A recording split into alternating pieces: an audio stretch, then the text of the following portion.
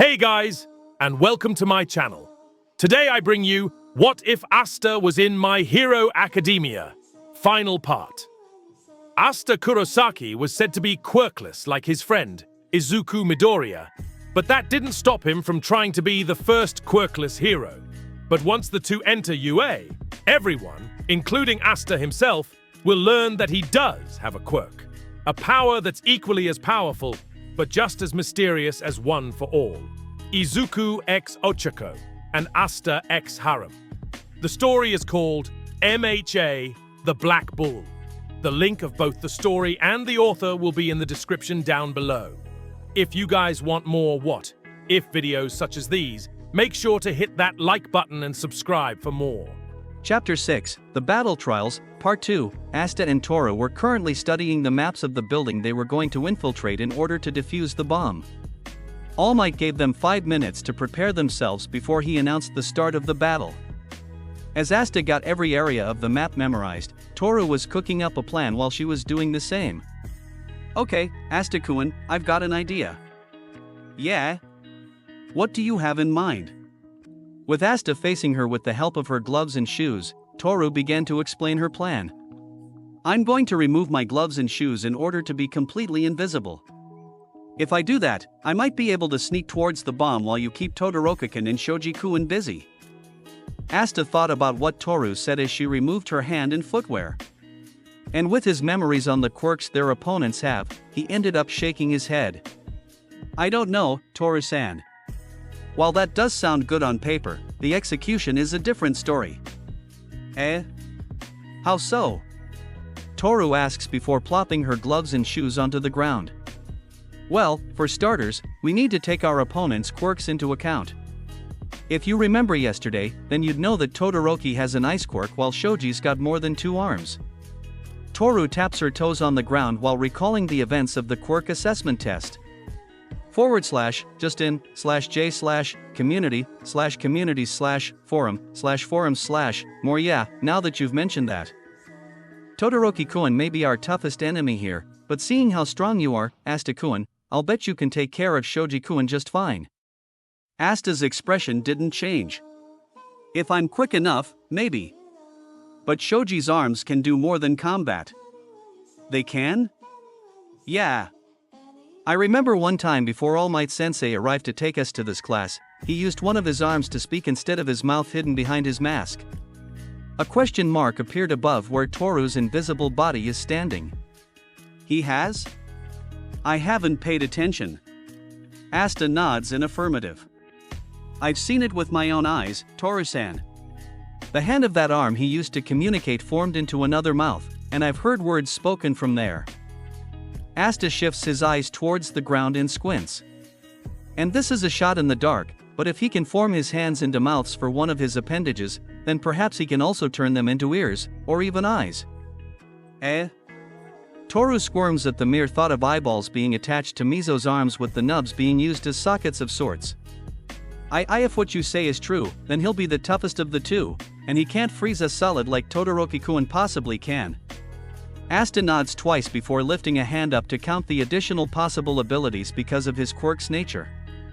Enhanced hearing, seeing through more angles than just his original pair of eyes, and let's not forget the obvious strength enhancement because of both his body build and having 6 arms basically. Asta looks over to the shoes and gloves Toru dropped to her side, thinking that she's still standing over there. Shoji's enhanced hearing will be a problem for you since it will allow him to hear even the slightest of your movements. I don't think even tiptoeing will help you evade him if you're dead set on the stealth approach. Toru sighs deeply when Asta mentions how her sneaking can be foiled by Mizo's morphing appendages. Oh geez, what are we gonna do, Asta-kun? The gray blonde boy puzzled about how they were gonna stop their opponents and deactivate the bomb. The straight-on assault approach is obviously a no, and the stealth approach will be tough if Asta's assumption on what else his quirk arms can form is correct. With 30 seconds left before the showdown, Asta's brows furrow before looking back at the area where Toru is. We'll have to stick with the stealth approach and improvise from there. We'll need to be very quiet for this too, meaning no talking. If we need to communicate, then let's do our best with the motioning of our arms.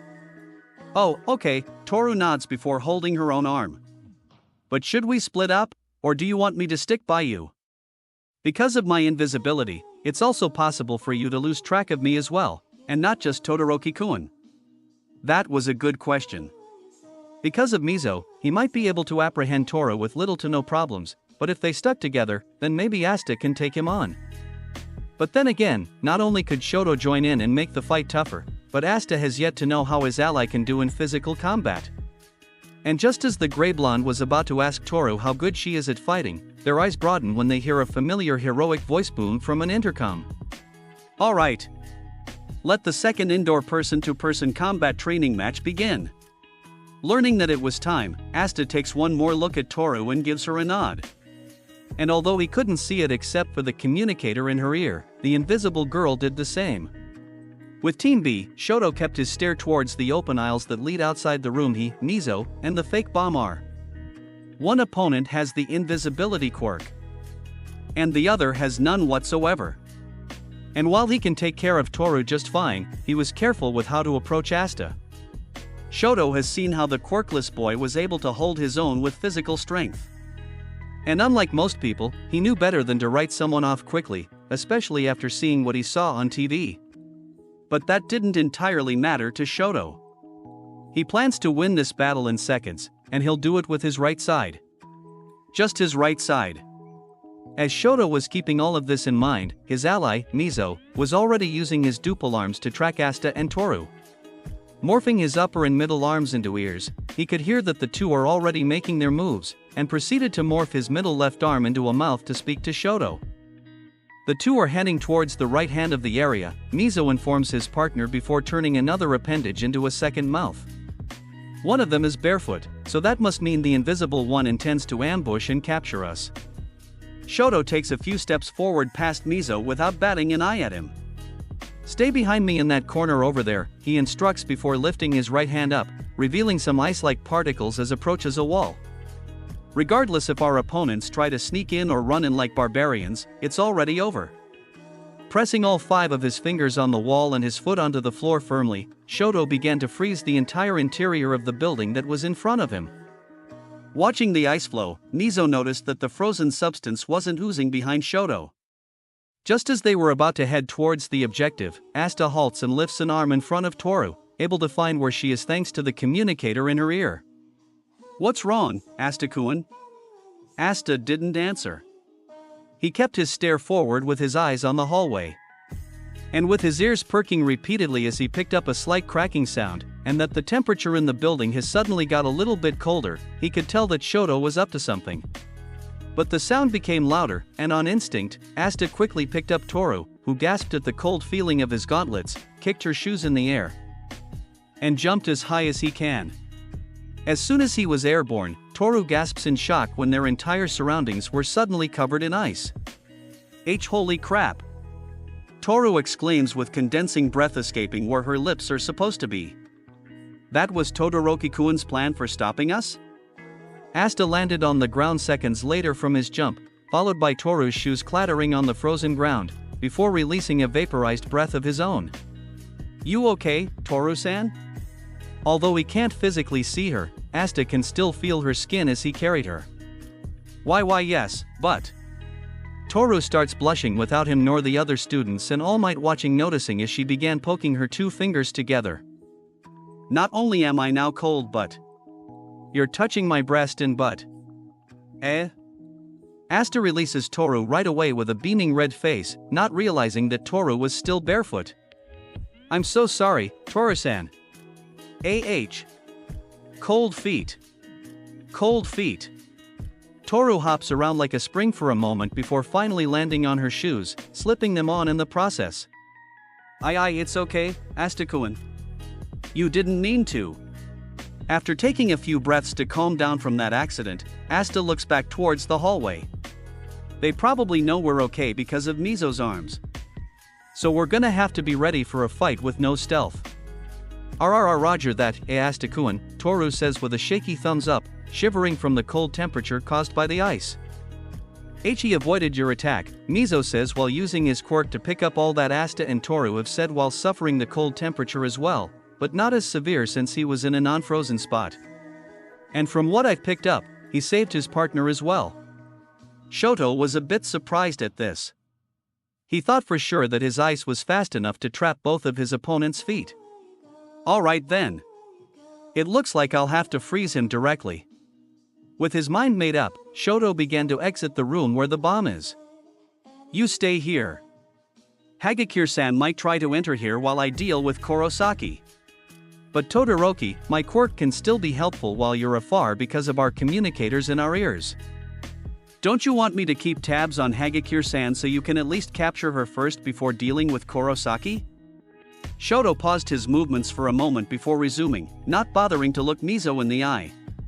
With your current combat experience, I'm sure you can handle her on your own. Are you sure? The ice wielder didn't respond and just kept moving. As he closed the door behind him, he had one target and one target only. Asta Kurosaki.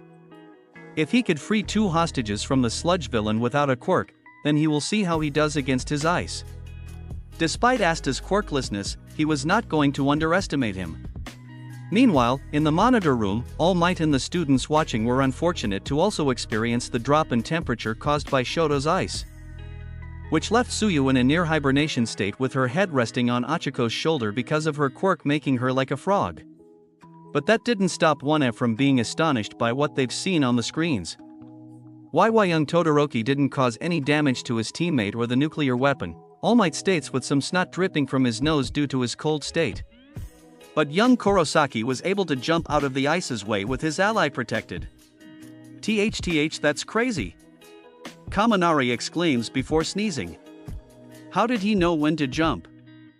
That ice was coming in fast. Despite being more chilly than the rest because of her costume, Momo was still able to give him her 2 cents. Perhaps he was able to predict it with the slightest drop of the area's temperature?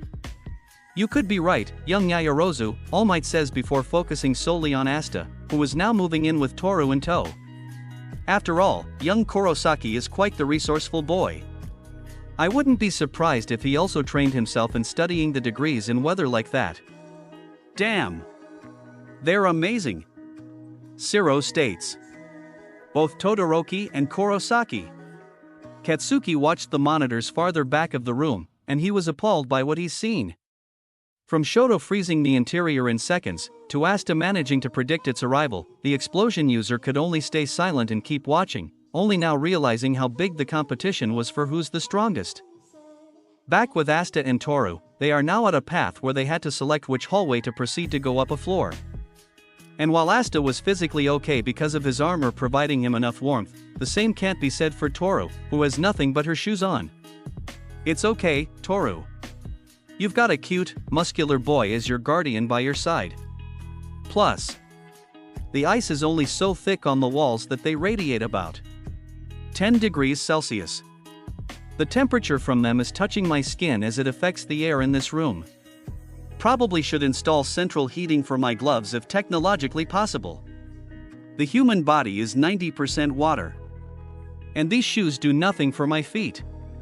Right. Toru's mental rant was brought to a stop when she heard Asta whisper closely towards her open ear. The right hallway. I say we head down there. You sure? The ice is thicker towards that path and is thinner in the other hallway. So if my hunch is correct, this path will lead us to the starting spot Todoroki chose for his ice because there's a chance he had to pick out the path based on what he studied on the map. Toru nods at Asta, trusting him after seeing all the confidence he had during the quirk assessment test. Okay. But Asta-kun, where do you think the bomb is? Either the top floor or floor 3 or 4. I'm unsure which, but we shouldn't go the last floor up the very top first just in case All Might Sensei counted on that for the session. Right. But I've been thinking, should we split up and take our own hallway, or Dashu avoided my ice? Asta and Toru's eyes widen when they hear somebody approaching and quickly turn their gazes towards the entrance of the right hallway. Emerging from there, the two take a step back when they see Shoto with his right hand up, aiming it towards them as if it were a gun. Looking behind Shoto real quick, Asta saw that Mizo didn't accompany him. He has an idea why, but he can't count the multi-armed boy out entirely. I will admit, Kurosaki, when I first heard of you on the news, I was at first in a mild state of disbelief. But after observing you on the first day of UA, perhaps you could last about 2 minutes before I defeat you. Asta furrowed his brows at Shoto, being ready for anything because of his quirk. As for what he mentioned earlier, he completely ignored and kept his state of mind on finding a way to beat Shoto and Mizo and disarm the bomb. Toru kept shifting her eyes between the two boys while keeping her arms wrapped around herself for warmth, which didn't really help that much since she was pretty much naked. She was left curious about the outcome of their battle if Asta plans on facing Shoto one-on-one, giving her some hope that her stealth approach is still on, but will have to be twice as careful since she can't remove her shoes without getting frostbite on her feet. The stare down lasted for 1 more minute before Shoto looked over to the floating earpiece next to Asta. Immediately knowing that that's where Toru is standing, he guides his hand over to her direction and activates his ice, making Toru gasp at the action.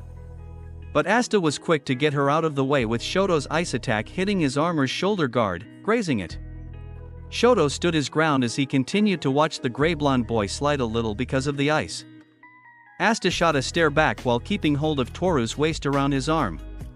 He then quickly shifts his eyes around the rest of the area, thinking about what his next move will be. Having not much time left before Shoto conjures some more ice, Asta leaps backwards and lands firmly on the ice, making sure to skate along it to get some distance.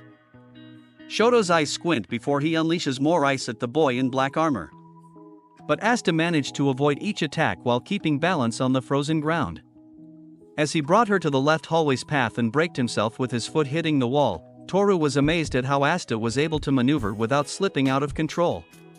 Try to find the bomb and radio, and when you do, Asta whispers in Toru's ear quietly without moving his lips. "Huh?" Toru was surprised. "Seriously? Don't worry. I think I got an idea. Try to keep in touch and stay as hidden as possible." Toru was still too unsure because of how Mizo can pick up her movements. But after moments of thinking, she decided to nod and sneak towards the pathway. "Don't lose, Asta-kun." "I don't plan on it, Toru-san." Shoto observes Toru making her move down the hallway behind Asta and ignores her. As long as Mizo has his enhanced hearing, she shouldn't be a problem for him. "So, you sent your partner after the bomb so you can face me alone," Shoto says before squinting his eyes at Asta. "No matter. Mizo will easily find her and take her out, especially since she's wearing the communicator in her ear.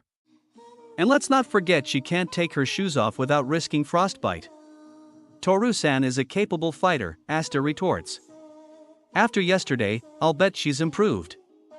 With a deep breath, he then punches his own chest with a determined stare. "For now, your opponent is me." Shoto gave Asta a weird stare for a second before it turned serious again. With his hand extended, he summons a few shards of ice from the ground towards Asta, who effortlessly dodged the attack. However, one shard was able to hit his left full bullhorn, leaving a scratch on it. Shoto's expression didn't change, but he decided to take another approach as he watches Asta rush toward him. But instead of the gray blonde boy slipping, he was skating on the still frozen floor with a focused expression. Shoto took that moment to freeze the ground in front of him, intending to get his opponent's feet stuck so he can stop moving. But Asta anticipated this. As soon as he saw the ice get inches closer to him, he jumps over the icy debris with a front flip, causing Shoto's eyes to widen as the black armored boy was getting closer to him with his right hand cocked back and his gauntlets claws ready. As soon as he got close enough, Asta took his shot and swiped his claws at Shoto's face. Unable to unleash more ice on Asta because of his speed, Shoto inched his head left to avoid getting scratched, resulting in Asta's metal claws missing. But as they did, the right hand Asta used for his missed attack clenched into a fist. As soon as Asta landed with his claws digging into the iced ground to slow down the slipping, Shoto's hand slowly goes over his ear as he felt something get pulled out from it. "My communication device." As soon as he noticed his missing earpiece, Shoto blinks when he hears the sound of crunching and turns around to see Asta holding his right fist towards his opponent. Seconds later, the gray blonde opens his hand, dropping broken pieces of Shoto's earpiece on the floor like crumbs. Shoto grits his teeth as he watches Asta step on the broken pieces for added measure. He completely understood why he took his earpiece from him. But that wasn't going to waver him in battle as he creates more ice in his right hand with some frost emitting from his arm. In the monitor room, everyone was taken back by the action Asta took earlier. Whoa! He just straight up destroyed Todoroki's communication device. Mineta shouts. Is that even allowed? It is, All Might answers as he kept his eyes on the monitor displaying Asta and Shoto. In a real battle, there will be scenarios where the heroes and the villains will want to cut off as much communication with their opponent's allies as possible to make their missions more difficult. And young Kurosaki has decided to take that approach. Now, young Todoroki will no longer get any notifications from his partner. Mashareo nods twice before putting a hand on his chin in thought. Come to think of it, after observing Shoji's quirk myself during the quirk assessment test, I think Asta made a smart move. Now it can be easier for Hagakure-san to sneak toward the bomb without Shoji telling Todoroki about where she is. That is if she's good at dodging and fighting when she finally faces Shoji. Mina hopped forwards with both of her fists on her blushing cheeks. Speaking of dodging, I love how Asta-kun moved on the ice. Tenya nods with Mina. Indeed. And those claws on Asta's gauntlets prove to be very useful on the ice so he doesn't crash into walls because of how slippery the floors appear to be. But there is one question that still needs answers, Momo chimes in. How exactly will Hagakure-san use the stealth approach since the ice on the floors is forcing her to keep her shoes on? That was a good question, and while the students were discussing this, Katsuki continued to watch the screen showing Asta and Shoto's battle. Grinding his teeth with his eyes remaining white and slightly bloodshot. But little does the explosion wielder realize, he wasn't the only one who was in a state of shock at how the battle was going. Yuga was keeping a watchful eye on the two himself, not uttering a single word. Back with Asta, Shoto unleashes his ice towards his opponent with spikes protruding from the floor and aiming right at Asta. The gray blonde once again skates forwards and leaps over the spikes, but with some frost sticking on the walls, Shoto flexes his fingers to have more ice protrude from the part of the wall where Asta is in the air. But Asta saw Shoto flex his fingers, and with the frost he detected from the corners of his eyes, he puts his arms up to block the thick shards of ice that went for his torso. And thanks to how strong the armor is as he requested in his registration paper and his current strength from all of his training, Asta was able to block the attack from the walls and break the icicles off the walls with his forearms. Shoto's eyes widened with some cold breath escaping his mouth as Asta landed right in front of him. And with his fist pulled back during the landing and sliding, Asta landed a punch right on the left side of Shoto's face. The impact was so powerful that not only did Shoto slide backwards, but the fake ice on his face that's part of his costume has gotten many cracks. Shoto's left hand went over his mask as he felt the cracks caused by Asta's fist. As his fingers went across them, he then saw Asta go for the attack again and was quick to raise his right hand towards his face. Asta swats Shoto's hand away and knees him in the gut, causing the ice wielder's eyes to nearly bulge from their sockets as he spits up some saliva. With his opponent hunched over, Asta moves behind Shoto and wraps his arms around his torso. He then lifts Shoto upwards and shouts as he slams him onto the ground shortly after. Feeling his head aching as he lays on his stomach from the body slam, Shoto places his right hand onto the floor close to where Asta's feet are and creates ice to trap them there. Asta takes notice of the ice clutching his boots before looking back at Shoto, who was struggling to get up for a moment before he managed to get in a crouching position. He's fast, Shoto thought as he stood up and looked at the ice that trapped Asta's feet. But he's not fast enough. With more frost discharging from his arm, Shoto began to create more ice to permanently immobilize Asta. But the gray blonde wasn't going to take this without a fight. Before his arms could get caught, he quickly grabs Shoto's arm and forces him to aim his ice at the wall to his right. With Shoto lightly gasping at the sudden action, Asta uses his other fist to backhand his enemy's head. Shoto stumbling gave Asta time to destroy his incomplete freezing prison by clawing the ice first before smashing it with his fists. Shoto sees this with wide eyes before Asta hops backwards and takes a hunched fighting stance with his arms wide open diagonally and his feet apart. "I'm not done yet." Shoto's brows twitch at Asta's retort. But with another frosty breath, he decides to rush towards Asta and attempt to patch some thick ice on his armor. Asta dodged, but Shoto's ice managed to get on his right wrist before Shoto blasted more ice, sticking his arm onto the wall. Shoto then froze Asta's other arm against the wall and slid backwards, making sure his kicks don't reach him. Asta tried to free his arms from the wall, but the ice restraining him was too thick to escape. It's no use, Shoto tells him. I've put enough ice on your arms to where not even all of your strength can set yourself free. Even though he said it, it didn't stop Asta from trying. But with tug after tug, the ice only received one tiny crack per tug. And it looked like it will need a lot more pulls in order to destroy the ice. Shoto lifts his arm up again, ready to freeze Asta's whole body to make it an official capture. You've endured well, Kurosaki, but this is the end. As soon as he heard that, Asta's teeth and his hands clenched with his irises shrunk to the size of periods. Not yet. After screaming that, Asta unleashes another battle cry before moving his head towards one of the restraints and chomp. TCH. Shoto's arms shake in surprise to see that Asta has bitten onto the ice that was keeping his arm against the wall. And with his opponent's teeth clenching tighter, Shoto's eyes get wider when he sees that Asta was able to bite off a great chunk of the ice and chew it before taking another bite. He's eating the ice? While swallowing his second bite of ice, Asta gives his left arm one more strong jerk and was able to free it because of how little ice there was left on it after eating it. Then, with his claws ready, he grabs hold of the frozen substance that restrained his other arm and destroys it effortlessly. Although there was a bit of a chill he felt because of how long the ice was stuck to him at the time. Still shocked at what he pulled off, Shoto watches Asta walk backwards from him without taking his ice off him. Popping a few small pieces of ice he carried in his hand while doing so. Nice try, abominable snow villain, but heroes don't give up that easily. Shoto's expression remained bewildered at how he was able to free himself. He knew his physicality was strong, but his jaws and teeth? That was a different story. But his eyes narrow again as more frost erupts from his right arm. Don't think you won't escape my ice this time. With that said, the two continue to battle, with Shoto shooting icicle after icicle at Asta, who kept avoiding them while also keeping clear of any traps Shoto may attempt to create next. The other students and All Might saw how Asta took care of the ice and were all thunderstruck. Holy crap! Kaminari exclaims while holding a hand over his mouth.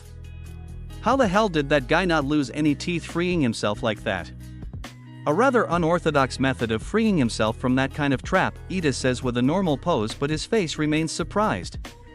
But I suppose that's one way of getting out of a situation like this. Unorthodox? Kirishima opens up.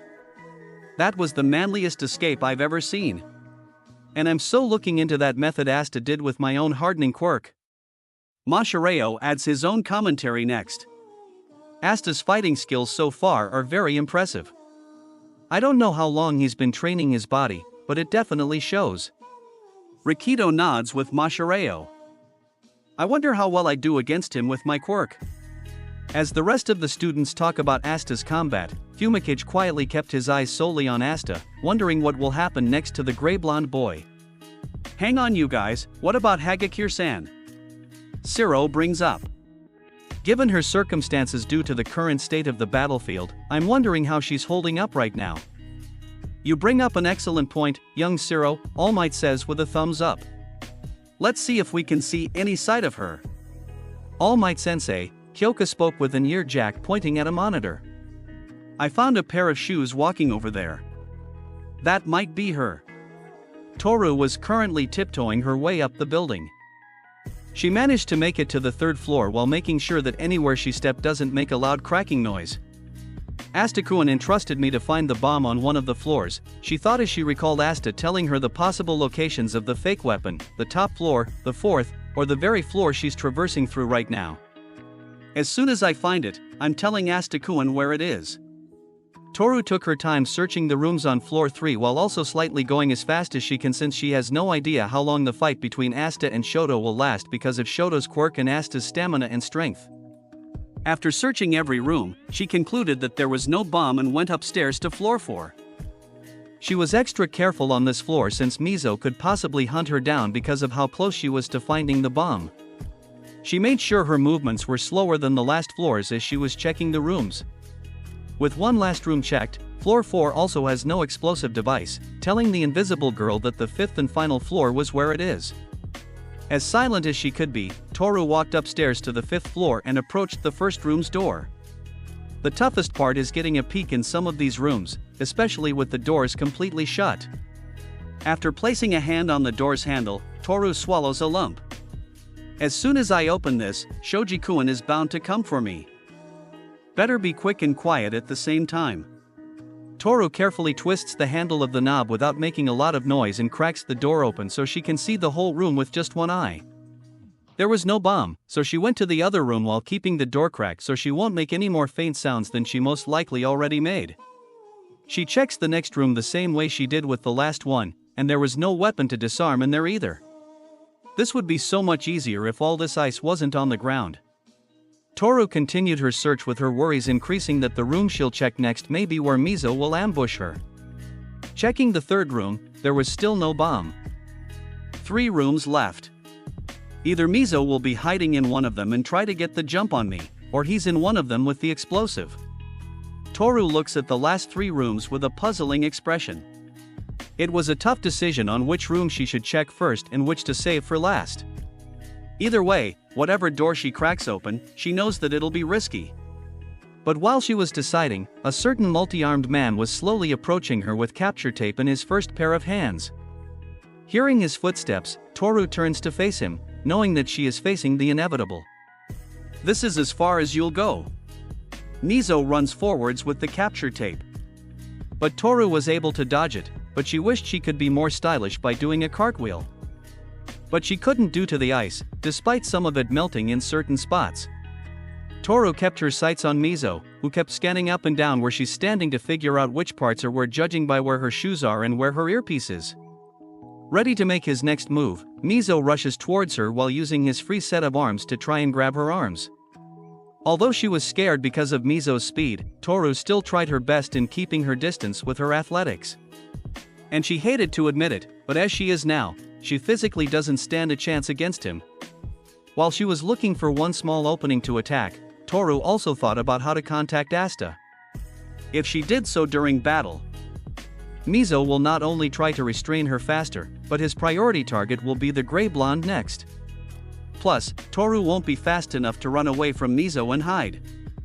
And even if she did find a place to hide and tell Asta the bomb's location, his enhanced hearing will sniff her out, and the chase and fight will continue. While she was struggling with what to do, Mizo makes another swing of his tape for Toru's arm. And just as she made one step to avoid it, squish! Ah! Ha! Mizo makes a confused expression despite his capture tape managing to get Toru. Because his opponent was invisible, he couldn't quite tell where exactly it was wrapped around. But since he found it important to win this battle, Mizo tightens his tape around Toru, making her moan again. He kept tightening them until he knows that Toru is restrained, but while he was doing so, trying to drown out the rather suggestive groans, he was suddenly slapped across the face harshly with such a strong force that sent him stumbling back from Toru. Damn! One of her arms was free while I was trying to capture her? Mizo thought while setting his sights on Toru's communicator. Being invisible definitely does her some favors. But where did my tape catch her if I missed her arms? Toru was huffing angrily before pointing a finger at him without him knowing. That was my boob you caught, you pervert. Mizo's face flares red at the revelation before he quickly slams his head into a Dajiza position. I am so sorry. It was never my intent to dash. Toru didn't listen. She rushes towards Mizo with her arms and started slapping his face around like crazy.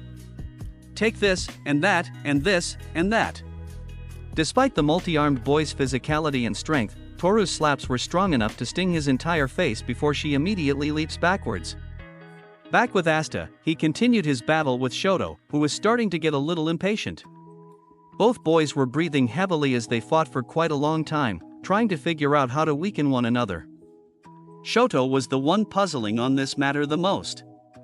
No matter how many times he would try to restrain Asta, he would always find an escape and a counterattack with little effort. There were even times when Asta weaponized the ice shards by catching them and throwing them back at Shoto, using them as distractions to lay more hits on the ice wielder. This guy, Shoto thought as he breathed frost. He's so persistent.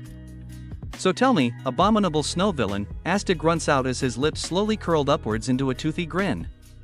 How many minutes did you say it would take to defeat me?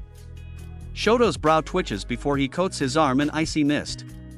Asta dodges left to avoid getting hit by another wave of ice. But Shoto didn't use any. Instead, he guides his right hand where Asta moved and summons his ice to hit him right at his chest with heavy enough ice to knock him down on his back. Asta was quick to get up in a crouching position and tried to get him with a bull-styled headbutt, but Shoto was able to avoid it and slam his palm on his back, coating it with thick ice as the gray blonde fell on his stomach. Asta could feel his back get colder, but it wasn't instantaneous because of the armor. He tried getting back up, but Shoto kept his hand against his back to get more ice to spread across his body. "I'm not done," Asta shouts before using his other arm to trip one of Shoto's legs and free himself. But the moment he got back on his feet with Shoto following the motion, Asta felt the cold sensation on his back getting worse. And Shoto can tell he was having that problem since he can see his opponent's teeth lightly chatter. "I was hoping I can get more of my ice to seep into the nooks and crannies of your armor in order to slow your movements in an instant," Shoto says with a small smirk. "But with you being as fast as you are, I could only apply it to your back." Asta's brows raise at Shoto, remembering that he once kept his ice-powered hand on his back after he once slammed him onto the ground. "Wait. Are you hoping to hinder my movements by getting your ice to go inside my armor?" "I don't hope for it. I know my ice will spread inside your armor because I made sure of it when I manipulated the ice to travel further inside. You can keep shouting that you're not done yet all you want, but it will only be a matter of time before your back succumbs to frostbite." Asta growls at his opponent. He had a feeling he could manipulate ice that he's already created, and he did just that so his ice could reach the closest it could to Asta's back. But Asta wasn't going to give up. No matter how cold his back gets, he was going to win this match. He vowed to. "Asta-kun. Can you hear me?" The gray blonde's eyes broaden a bit when he hears Toru in his communicator but made sure to mask it so Shoto wouldn't notice. He then takes 2 quick peeks behind himself towards a hallway, thinking about a choice he knew would make or break his chance of defeating the villain team. With his eyes narrowed with twitching irises while swallowing a lump, Asta shoves Shoto and skates away from him quickly. Not only to gain distance, but to make sure he doesn't hear him talking to Toru. Shoto figured out that Asta was going for the bomb, so he summoned more ice from his foot and used his hand to create more to slide after him like a surfer. Asta looks behind him while continuing to skate on the ice on the floor. Seeing that Shoto's still far behind, Asta looks forward before going up a flight of stairs to floor 2 by doing a wall run. "Asta-kun, come in. Talk to me, Toru-san." "Oh, thank God. Okay, I'm still evading Shoji-kun, so I gotta make this quick. The bomb is located on the top floor." "It is?" Asta was amazed to hear that Toru was able to make it as far as she did, but also relieved since Mizo hasn't captured her yet. "Do you know what room?" "No, but there are 3 rooms with their doors shut. The rooms with cracked open doors are the ones I already checked. You need to hurry. I don't know how long I can keep Shoji-kun busy." Asta picked up the pace before finding the stairs that lead to the 3rd floor and wall running up to progress faster. "Sit tight, Toru-san. I'll get to where you are as fast as I can and take care of multi-arms." "No, Asta-kun." The gray blonde boy's eyes widen. "What? I've completed my mission, now, it's up to you. I'll do whatever I can to keep Shoji-kun off your back." "Toru-san, wait. I can help you. We can stop the timer on that bomb together. I wish you the best of luck. Asta-kun.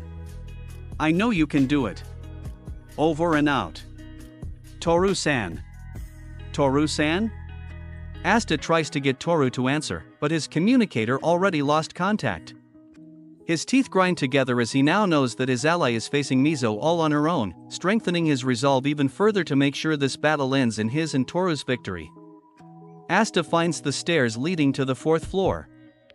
But while he was moving towards them, an icicle came rushing towards Asta's head and landed a hit on Asta's left horn.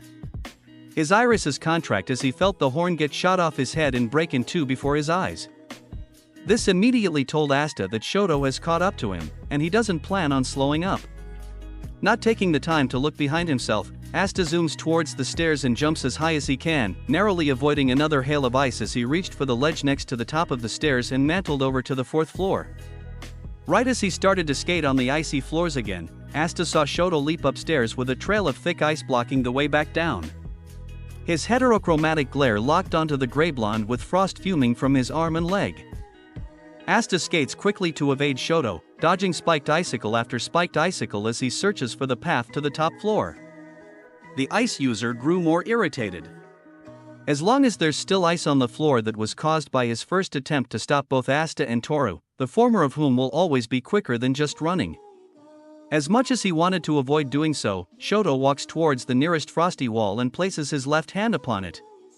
As soon as it made contact, the ice all over his surroundings began to melt, as well as the rest of his surroundings. While Shoto was doing so, Asta zoomed through hallway after hallway for the stairs that would take him to the final floor. And as soon as he made another sharp turn, Asta's feet suddenly stopped skating, making him trip on the ground and roll twice. Wondering what happened, Asta looks around and sees that the ice that covered the walls, floor, and ceiling has melted. And it went at a faster pace than the normal melt time. He can do that too? Asta thought, since he assumed that ice was his only specialty. Not wasting any time dwelling on this, Asta quickly gets up and breaks into a sprint. He makes a hard left turn and was able to find the final set of stairs. Here it is. The home stretch. Asta made it to those stairs and did the same maneuver to get up as the last flight. This is where the real challenge began. Not only is Shoto in pursuit of Asta, but there's a big chance that Mizo will pause his scuffle with Toru to go after him. It's because of this that Asta needs to be as quick as possible in finding that bomb and disarming it. And just as he thought, Asta saw Shoto zooming right for him, using a wave of ice like some sort of snowboard since it traversed the area like an ooze. Without slowing down, he dodges ice attack after ice attack using evasive maneuvers, from jumping to rolling and wall running. Shoto grits his teeth as he watches Asta turn a corner with a curving evasion. He uses his ice waves to speed up to try and catch up to his opponent, but Asta was able to get farther by using the objects on the floor as vaults. Toru-san said that there are 3 shut doors that lead to the last rooms to check for the weapon. Asta thought as he shifts his eyes left and right for those rooms. He continued to look for those 3 doors while avoiding Shoto and had to turn a few more corners for more hallways to search. And after 1 more minute of running and searching, Asta found the doors that were distinct from the rest he's checked. There. Moving up a gear, Asta goes full speed ahead to the 3 shut doors, focusing on the first one next to the latter 2. Braking, he turns the knob and throws the door open, looking inside for a second to see that there was no bomb.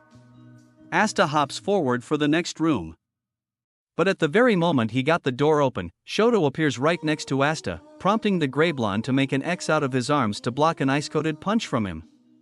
However, the force of Shoto's attack was enough to make Asta slide back to the final shut door. Glancing at it twice, Asta quickly twists its knob and kicks it before Shoto could freeze his hand onto the door. When he looked inside the room he was standing next to its entrance, Asta saw that this room also had no sign of the weapon that he and Toru needed to disable to win the trial. As he slits his eyes to get ready to go for the room that he now knows is the exact one, he looks back and sees that Shoto was no longer in front of him, making the boy search all over the place for his presence before hearing a sound of crackling ice. Turning around to face the source, Asta's eyes widen when he discovers that the room that carried the bomb's door was wide open, but there appeared to be a thick wall of ice blocking the way in. "You shouldn't have kept your eyes off me, Asta Kurosaki. Now, your one-way ticket to victory has been cut off." Asta gasps when he hears a familiar voice speaking in his earpiece, but it wasn't who he thought it was. Todoroki? How did you dash? You've overestimated your allies' combative capabilities. This sentence hit Asta like a ton of bricks. If Shoto meant what he meant, then that means that Toru has failed. She was unable to defeat Mizo, and the latter brought her to Shoto so he can communicate with Asta. Oh no. Toru-san. Asta looks at the ice wall and approaches it while baring teeth. Don't bother trying to destroy my barricade. As we speak, I'm strengthening it with multiple layers of ice so not even your fists can destroy it. Asta growls at Shoto as his fists clench tighter. Now then, Asta Kurosaki, I will give you two options. You can either try punching down my barricade until your knuckles bleed, or you can concede. Concede? Inside the room, Toru watched Shoto continue to thicken his barricade with her hands and feet bound by capture tape, with Mizo shifting his eyes between her and his partner. And although one is unable to see it, the invisible girl's face showed shame and regret. I'm sorry, Asta-kun. As he kept the ice going, Shoto flinches when he feels a sharp pain in his right arm and leg. Taking a glance, his eyes broaden a bit when he sees frostbite develop on them. Despite being surprised at this, Shoto ignored it as he didn't have to worry about fighting anymore. Mizo was able to detect this too, wondering if Shoto will be okay after the match is over. Damn! He was so close. Kirishima exclaims in the monitor room. And it looks like they got a hold of Hagakure-san too. If Asta's not able to break that ice and get inside, then it's game over for Team I, Mashireo says. Getting nods from Hanta, Mineta, and Denki. Ugh. I just wish we can hear what they're saying on those monitors. Mina complains while looking worried for Asta and Toru. Even though she understands where Mina's coming from, Momo already has an idea of what's going on. It looks like Todoroki-kun is giving Asta-kun an ultimatum. And if Todoroki-kun's ice is this strong, then I'm unsure if Asta-kun's physical strength will be enough to chip it away, especially if Todoroki-kun's going to keep thickening it. All Might nods with his students while Katsuki and Yuga kept their eyes on Asta. While the laser user looked at the scene in uncertainty, the explosion user's eyes slit, not having any belief that the gray blonde will find a way through that ice. This is quite a predicament for young Kurosaki, All Might thought. And while I do believe in the boy's spirit, his natural strength can only get him so far. If he's unable to destroy that ice, then I'm afraid that the villain team will dash, not yet. All Might gasps when he hears the boy in black armor whisper those two words, the very words that he knows well as he and the students watch Asta breath deep before bellowing, I'm not done yet, do you hear me? With one foot back, Asta cocks his right fist back and strikes the icy barricade. He made a deep dent, but it was not enough for the rest of the ice to crumble.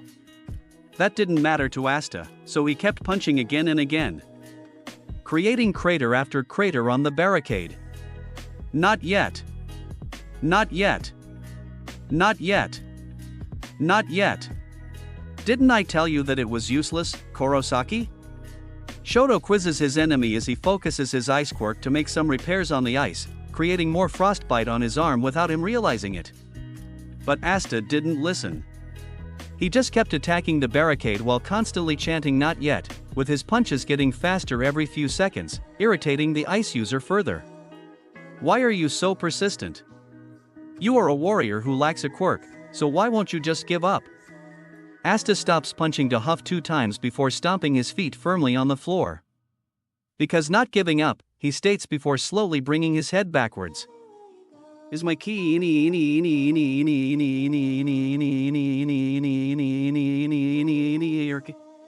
Unleashing a battle cry that Toru and Mizo believed would have ruptured his throat, Asta slams his head into the ice wall as hard as he could and crack! Crack! Crack! Shoto was forced to step backwards as he watched his barricade develop numerous thick cracks. Toru and Mizo were also left shocked by what has happened, making the three question if that really was Asta's human strength that caused this. Breathing heavy after damaging the ice with his own skull, Asta rotates his arm around with his left hand on his shoulder before giving the barricade one last punch. And what happened next would leave everyone speechless. All Might, the students watching in the monitor room, and of course Toru and the villain team, were left with dropped jaws when Asta's punch has completely destroyed the barricade. And all it took to weaken it was a headbutt. Why young Kurosaki? Rib bit. Asta-chan. Tsuyu whispers while having 2 hands covering her mouth. Holy crap! Achiko shouts with a pale face at what Asta's done. But her face wasn't as pale as Rikito's, Kyoka's, Hanta's, Mineta's, Momo's, and Tenya's, as they were all unable to believe what has just transpired in the battle. The only 2 exceptions were Kirishima and Mina, who were cheering for Asta. Sure, they were stunned that he was able to destroy that barricade. But that later led to them having starry eyes for the boy, with Kirishima calling Asta the manliest guy in his class and Mina going absolutely crazy over the headbutt. However, the most thunderstruck of all the students were Katsuki and Yuga. The explosion boy gritted his teeth and his eyes quaked at Asta while the laser user just shivered. For their own personal reasons, the two just couldn't fathom the strength the quirkless individual has developed from physical training. A dark power slumbers within him. Katsuki and Yugo snap their heads towards the right when they hear Fumikage speak with his eyes locked solely onto Asta. Shoto slowly backed away from the doorway. His widened heterochromatic eyes were glued onto the many pieces of his ice barricade scattered all over the floor. How? He questions with a shiver caused by the frostbite followed by some cold breath escaping his lips. This is unbelievable, isn't it? Shoto and Mizo jump and set their sights on the doorway as they hear Asta's voice booming while they see his silhouette enter the room. But they could only see his silhouette since the frosty fog caused by the destruction of the barricade obstructed their view. Asta-san. Toru mutters, feeling glad and shocked at the same time since she can't get what happened seconds ago out of her mind. When he kept his sights on the doorway, Shoto's irises contracted when he got a look at Asta's face. Although its real appearance was blocked by the dying fog. For some reason, the ice user could make out a glowing red light coming from where Asta's right eye should be. And as that light was there, it gave off a trail that floated upwards in the air the closer Asta got to Shoto and the weapon. Hey, I don't blame you. I can hardly believe what I did myself, Asta resumed as most of the fog has evaporated. Once all of it was gone, Shoto saw that the glowing spot from where Asta's right eye was went out with it, revealing the toothy grinned, black-armored boy in all of his glory. I don't know, was all Shoto could get out as he watches Asta get closer, prompting Mizo to get ready for combat. After I was diagnosed as quirkless, I began training hard, Asta explains raggedly. I kept pushing myself again and again until my body got to the level of strength it is now. And trust me, pal, I don't plan on stopping anytime soon. Because right here, right now. Asta slams his fist into his palm before finishing his proclamation. I'm going to surpass my limits. Toru looked at Asta in awe at his determination to win while Shoto and Mizo actually felt intimidated by him. Furrowing his brows, Shoto attempts to freeze Asta right on the spot, but his movements were slow that the grey blonde was able to dodge it with no effort while keeping his stare on the ice user. Mizo kept watching Shoto keep trying only to fail with every shot. The frostbite on Todoroki's arm and leg must be slowing him down, Mizo thought as he watched Asta easily block Shoto's punch before countering with a shoulder charge. I better finish this quick before he dashed. Mizo's musing was cut short when Asta immediately turns his head in his direction, making the multi-armed boy nearly shout before he engaged in combat. Asta takes something out of his costume's pocket before charging in first with his fists connected together. Mizo gets ready to grab hold of his arms and legs at the right moment, but when Asta got closer, he jumps over his opponent at a big height, barely dodging Mizo's 6 arms before he starts to spread his fists apart. Mizo's eyes bulge at Asta's agility as the latter's feet touch the wall behind him. As soon as they did, Asta pushes his legs to propel himself off the wall and zoom past Mizo before landing on the ground with a roll. Right after he did that, Mizo felt something off about his 3 right arms and checked to see what was up, only to gain a surprised expression when he sees capture tape tied to keep him from spreading them apart. Mizo sets his sights back on Asta and sees that he has another set of capture tape ready. Understanding what he's planning, he takes a more guarded stance, with Asta doing the same as they both kept their eyes locked tightly on each other. Although his right arms were bound together, Mizo has no plans to lose to Asta and aims his left fists at him, targeting his head, chest, and one of his legs. But Asta saw that attack coming, and while he was fast to evade, Mizo was faster, managing to graze Asta's cheek with his top left punch. When in range, Asta attempts to bind his left arms together with the capture tape, but Mizo brought his arms away from the attack before aiming his bounded right fists at him. Asta blocks the attack with his shoulder before taking another swing, but Mizo dodges backwards, and their brawl continued from there. Toru kept her eyes on the battle and continued to be amazed. She found it smart for Asta to restrict the movements of Mizo's arms to where it's basically like he only has one arm to work with. But she was unsure if Asta will defeat him in time before Shoto recovers and intervenes. The ice user in question slowly gets back on his feet while watching Asta and Mizo fight.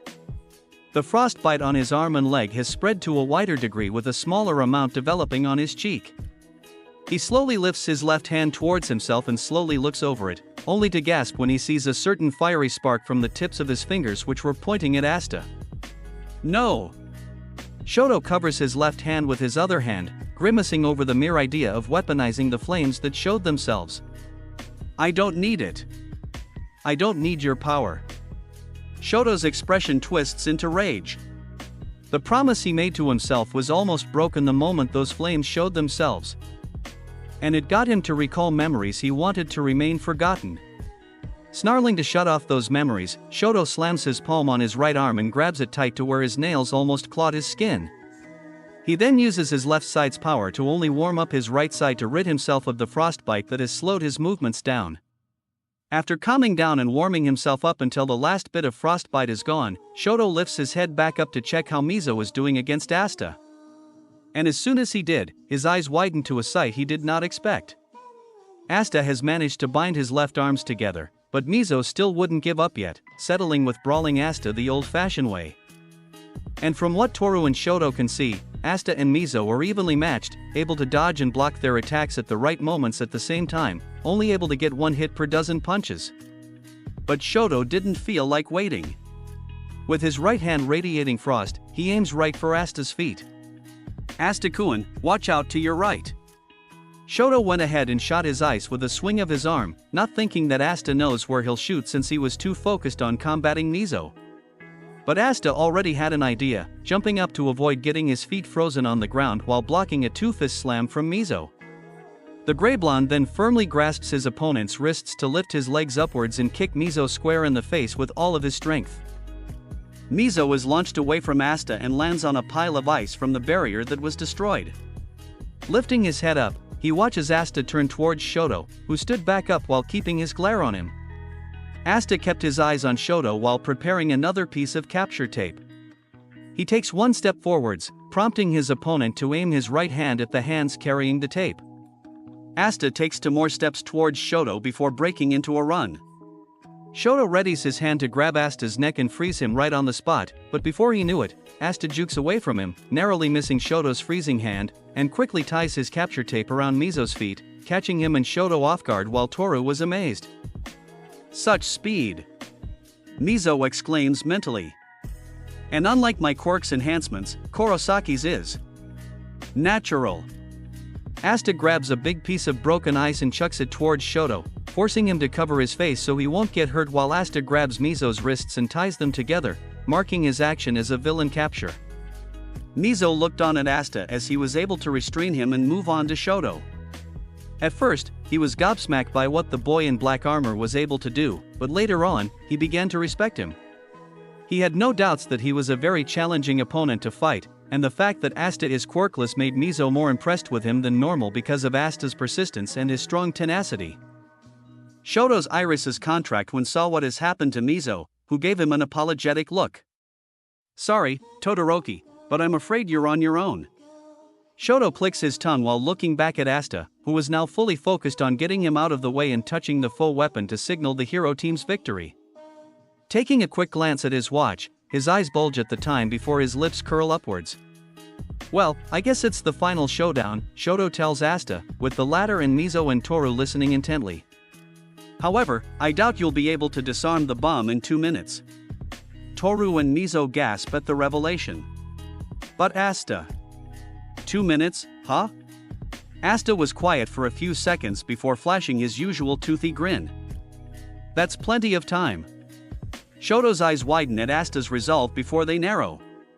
Slamming his hand on the floor, he unleashes a wave of ice towards Asta. Ready to go, Asta began to move, but he didn't charge straight for Shoto. Instead, he hops backwards and quickly scoops Toru in his arms before leaping towards the doorway, avoiding the icicles that he saw were going for his ally while he moved. As soon as he landed, he puts Toru outside of the room and does the same for Mizo before jumping back into the room to look Shoto in the eyes. There. No casualties to worry about. Shoto rose a brow at him. I don't know why you did that just now since you only have to worry about the weapon. Asta blinks at Shoto twice before gently snickering, aggravating the ice user a bit. Of course, you wouldn't. You are the villain in this scenario, and I wouldn't want your hostage to get hurt. With more frost emitting from his right side, Shoto manipulates the ice to spike for Asta, but he rolls out of the way and strafes towards Shoto's right for the explosive. And with another juke, he evades Shoto's next wave of ice and approaches Shoto's left side. 1 minute remains on the clock, and Shoto was growing very impatient. Glancing at the wave of ice he previously created, he grabs a long icicle that was thick enough to use as a weapon and rips it off.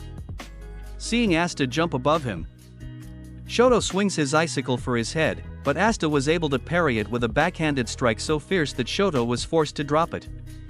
Damn it! Shoto grunts as Asta lands his feet on his shoulders. How? How could this have happened? Well, you know what they say, abominable snow villain, Asta says as he cocks his fist back. Once you mess with a bull, he brings his fist forwards, landing the final blow on Shoto's face at the exact moment Shoto's back landed on the floor. You're getting the horns. Toru and Mizo heard a loud impact coming from the room as Asta's punch completely destroyed the fake ice that covered the left side of Shoto's face before his head slammed onto the ground, causing Shoto to cough up some blood along with the visceral liquid trickling from his forehead. With 10 seconds left on the clock, Asta rushes for the bomb and touches it with both of his hands. With heavy breaths and plenty of sweat all over his face, the gray blonde grins to himself before shouting at the top of his lungs, "Bomb to say armed." Everyone who watched the battle come to a conclusion was in awe. They have just witnessed a quirkless boy take on a recommended student and win with his sheer indomitable will and impressive physical abilities. Nobody had anything to say. Not even Katsuki or Yuga, whose reactions to Asta's victory hit them the hardest. That was a very intense display. All Might spoke with a shaky voice before announcing in the microphone with a more excited and heroic voice, once again, the hero team.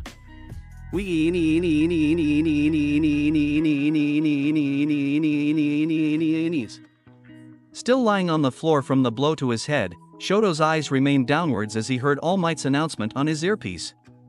Shoto has lost. Even after all of his efforts to defeat Asta, he has proven to be much faster, stronger, and even more tactical than he first perceived. Damn it! I've trained so hard with my ice. I've ignored my left side for so long, and yet. Before he could think further, he sees an armored hand in front of his face and looks up to see Asta crouching over him. Hey, need help? Asta offers. That looks like it hurts badly. Shoto's eyes broaden at Asta as they shift from his face to his hand numerous times before his brows furrow and looks away. I don't need your. Ick. Shoto felt his head throb in pain because of Asta's final blow. Come on, Todoroki, Asta insists as he saw the blood going down the right side of his face. Don't take shame in accepting help. Besides, since this was training, I feel pretty bad for the state you're in, and I want to help. Shoto stared at Asta blankly. He tried getting up by himself a few more times only for his headache to persist. Because of this, Shoto resigned and slowly took Asta's hand. With a firm grip, Asta pulls Shoto back to his feet. The latter was a little woozy, but he can still stand. At this moment, Shoto expected Asta to let go and head back to his classmates, but instead, he saw that Asta was still holding onto his hand, shaking it numerous times. It was a great match, Todoroki, Asta said with a smile. I gotta say, your ice quirk really kept me on my toes for how I should progress. The gray blonde's eyes then get starry as his smile gets bigger. And seriously, the way you wrote it to get to places faster and set up traps on frozen floors was so cool. I can't wait to see what else you can do with your power. Wait. Have you considered making weapons out of your ice? That would be awesome if that's possible. Shoto gave Asta a confused stare. The latter has defeated him in combat despite the former's best efforts with his strong ice quirk, and he was complimenting him? Shoto genuinely expected some bloating, but Asta did no such thing. He didn't understand why that was the case, but that's how it went. That's some great sportsmanship you're displaying, young Kurosaki. Asta and Shoto turn their heads when they hear All Might speaking to the gray blonde while he approached the two. Now then, young Todoroki, we should get your head patched up. Shoto blinks at All Might before feeling his forehead to learn that it was still bleeding a bit. Oh. That's right. All Might and Shoto jump when they hear Asta shout. I gotta untie Toru-san and multi-arms restraints. The two watch Asta sprint right out of the room to do just that. After looking where he used to be for a moment, All Might looks back at Shoto. Alright. Anyway, come along, young Todoroki. This is nothing. I'll just dash now, young man, you mustn't act like a tough guy too much. Nobody's invincible, after all. Now let's go. Shoto was about to say something else, but he decided to stay silent and let All Might take him to get bandages. As the two were about to exit, Shoto saw Toru hugging onto Asta while cheering for their victory, with Mizo looking between the two while moving his arms around after Asta removed the capture tape. After Shoto got his head taken care of, All Might walks the four students back to the monitor room to continue the class. While they were, Shoto continued to watch Asta chatting with Mizo and Toru, with the former of the two having just given him his congratulations and respect. And so far, the two have gotten along quite quickly, despite Mizo wishing that Asta can tone down his volume just a bit. So, Asta-kun, does your head hurt? Asta blinked at Toru when she brought that up. No, I feel fine. Are you sure? With how you were able to destroy that ice with your headbutt. Really? I've been through worse, trust me. All Might and Mizo take a quick glance at Asta with a raised brow. You know, after what I saw, I wouldn't be surprised if that's true. Yo, Asta. The gray blonde stopped moving when he notices Kirishima, Mina, and Achiko running towards him while Tsuyu followed behind and the rest of the students stayed and watched. You guys? Asta smiled at his friends when they stopped in front of him, with Kirishima and Mina being closer to him while Tsuyu and Achiko were farther. You were so manly out there, dude. Kirishima says right away.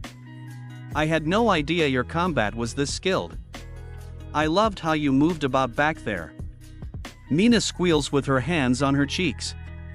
Dude, I wish those monitors didn't have the audio muted, because whatever you said in there had to be the manliest heroic quote spoken. Parkour is such an underrated art. I love it.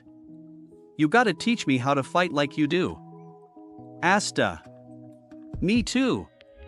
Show me how you can move so slickly. That's enough, you too. All Might snaps, immediately silencing Kirishima and Mina. You will get to say what you have to say when we conduct a review for the second match. Yes sir, the two reply in sync before heading back to the students before they were joined by All Might and Team I and B shortly after. As soon as they did, All Might coughs into his fist before speaking again. Now then, let's begin our review of the second match. Sensei, everyone turns to see Tenya with his hand up high with his helmet removed. If it is okay with you, I would like to pick out the MVP for this match. All Might laughs kindly. Very well. Young Ida. Tell us who you believe earns the title. Yes, sir. After observing the teams closely, the one I personally believe to be the MVP is. Tenya paused for a moment, seeming to be building up his choice before pointing his hand at Asta. Ha! Everyone with a small exception of All Might and Kirishima was quite surprised by Tenya's choice. What? Asta was just as shocked as everyone else. Why did you pick me? Tenya approaches Asta without his eyes leaving him. Is it not obvious? Besides your combative skill and your evasive maneuvers against your opponents, you have also shown your ability to adapt to the conditions of the battlefield, such as when you took advantage of the frozen floor by skating on it and finding unique ways to properly stop yourself instead of crashing into wall after wall. And I most certainly haven't overlooked you taking Hagakure-kun and even Shoji-kun, who was your enemy, out of the room with the bomb before your final confrontation with Todoroki-kun. Despite Shoji-kun being the villain in this exercise, you have made the moral decision to not have him be caught in Todoroki-kun's crossfire while you fought him. Everyone was left impressed with Tenya's analysis on his choice of MVP with such passion, while Asta was left overwhelmed by the praise. And while they were listening, Katsuki's eyes were hidden by his bangs while he bit his lip and Yuga just kept staring at Asta. All Might was just as amazed as his students and laughed heroically. Such keen eyes. Young Ida. I too have witnessed such capabilities from young Kurosaki. All Might says before giving Tenya and Asta a thumbs up. Young Kurosaki is the MVP. Asta blushes in embarrassment while scratching the back of his head as he noticed the stares he was getting from his classmates, most of which are from astonishment. Ah, come on, guys. I feel like I could have done better. Come now, young Kurosaki, you should be more proud of yourself. Even though you are quirkless, you went beyond plus ultra and gave it your all to defeat your opponents. Yeah, dude, Zero agrees with a grin. You were really cool in there. Tsuyu nods. I personally thought you were a bit reckless, but your strength has been proven in that battle. Ribbit. You and I should spar sometime, Mashireo offered. You got me way too curious to see how I can handle you with my fighting style. Asta just smiled back at the folks who were impressed with his victory. He then raises a finger up before responding to the reception. Gotta pee. Huh? All Might tilted his head at Asta, as did the majority of the One-is students before they witnessed the gray blonde look more distressed. All Might sensei, I have drunk a bit too much water before this exercise began. And when it was my turn, I happened to have eaten Todoroki's ice, and ice is frozen water. Plus, I can't hold in the freezing in my back anymore. It's gotten so cold, it's like the worst part of getting into a pool times 1,000. Shoto's brows raise a bit. Having forgotten that he attempted to give Asta's back frostbite earlier in their fight. Oh okay, young Kurosaki. The restrooms are down the hall and to your right. But try to be quick, I want you to see the rest of the matches. Yes sir. Asta immediately sprints towards where All Might pointed while gaining white eyes. Oh, man. I gotta go. Gotta go. I won't let that waterfall defeat me. Did he just call his bladder a waterfall? Mineta questioned with a tilted head. Sheesh, even when he's quirkless, that guy's full of surprises, Rikido says. You can say that again, Kyoka adds while twirling an earjack in her finger. Anyway, students, let's continue with the review. Then, we can move on with the third match. Yes, sir. While 1A was discussing the rest of Team I and B's performances, Shoto paid some attention to the critiques and comments, but his mind was still fixated on Asta, the boy who was able to defeat him without a quirk. I'm not done yet, do you hear me? Not giving up is my quirk. Right here. Right now. I'm going to surpass my limits. This guy. Shoto mused while his eyes loomed at the floor. How was he able to get this strong? Phew. Thank goodness. My bladder and my back feel so much better. Everyone turns their heads when they hear Asta returning to the group. When they saw him, he was carrying the torso of his armor around his right arm while holding his horn and mask in his left hand. Revealing to everyone that he was wearing his gym uniform underneath his costume despite him still wearing his gauntlets and leg wear of the outfit. As Asta got closer, Mina gasps when he got a look at his face. Since he wasn't wearing his headband, his hair was messier than if he did have it on, leaving a lot more bangs to cover his forehead. All of that plus his muscular build shown through his gym shirt caused quite a reaction from the pink-skinned girl. So adorable.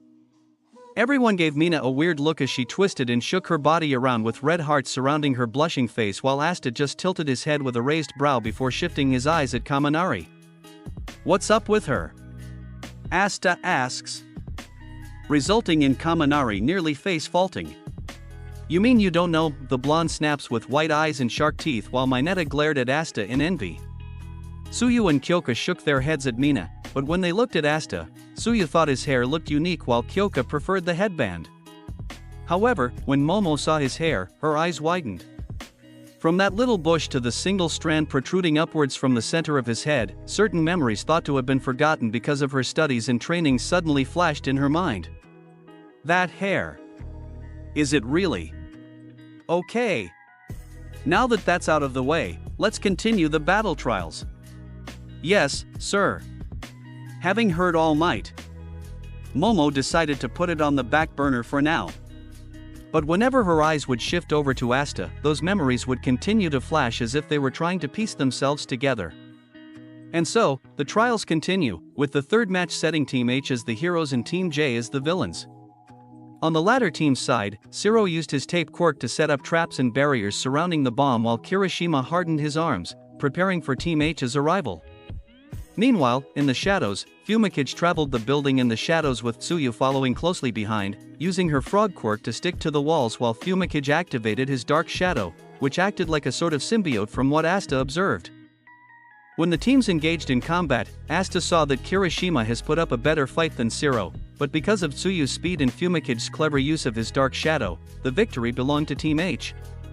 The next battle was between Team C and Team G.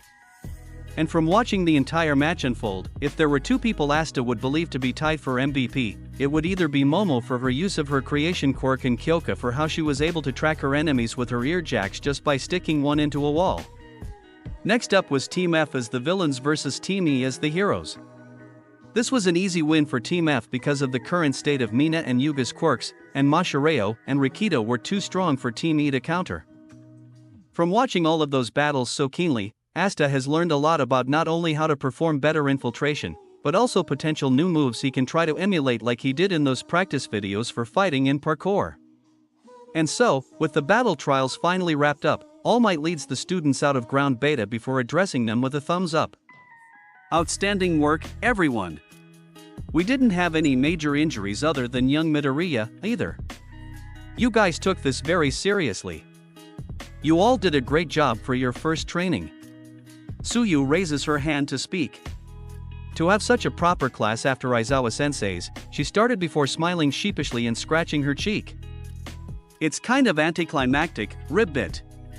Most of the students nod with Tsuyu in agreement except for Fumikage, Mizo, Yuga, Rikito, Ida, Asta, and Katsuki, who seems to still be in deep thought. We're free to have proper classes, as well. All Might adds with his body appearing to be shining before saluting his students. Well then, I must review the results with young Midoriya. Change back to your school uniforms and return.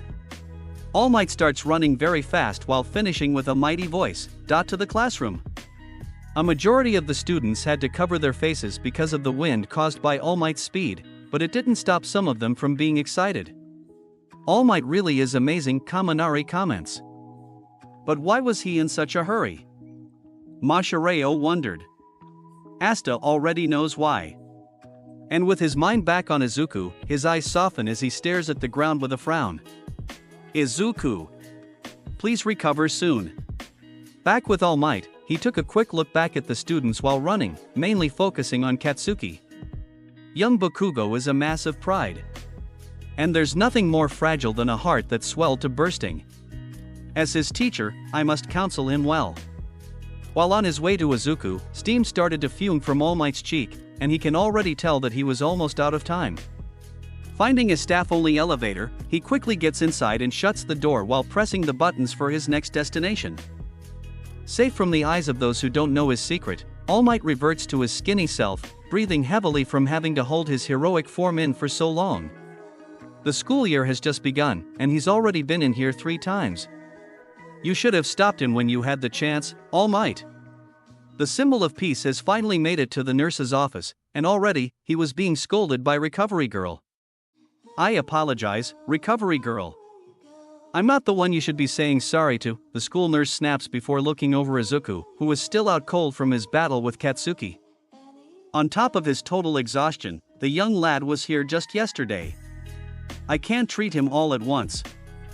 I did first aid treatment already, so after the 4 is finished, we can only wait for his body to heal slowly overnight. She looks back at All Might and shakes her head. Geez, I know he's your favorite and that you passed on your powers to him, but that doesn't mean you should spoil him. All Might sighs while scratching the back of his head.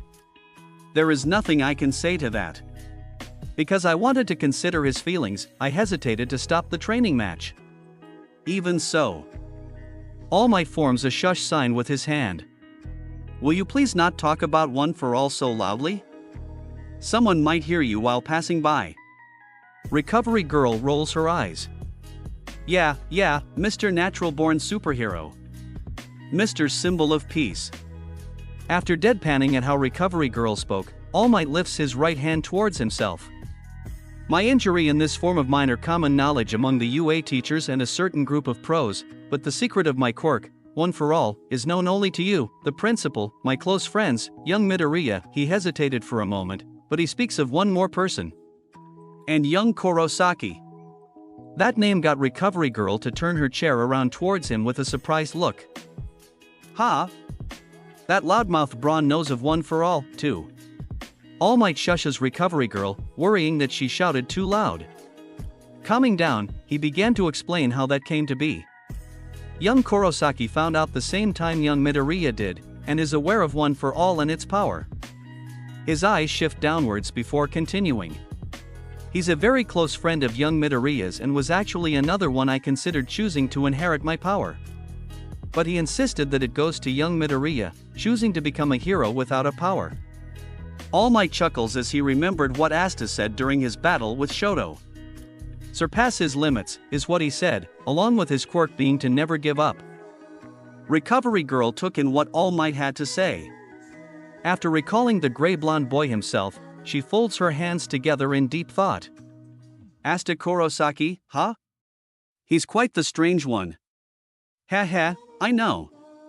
But it's because of his strangeness that makes him unique.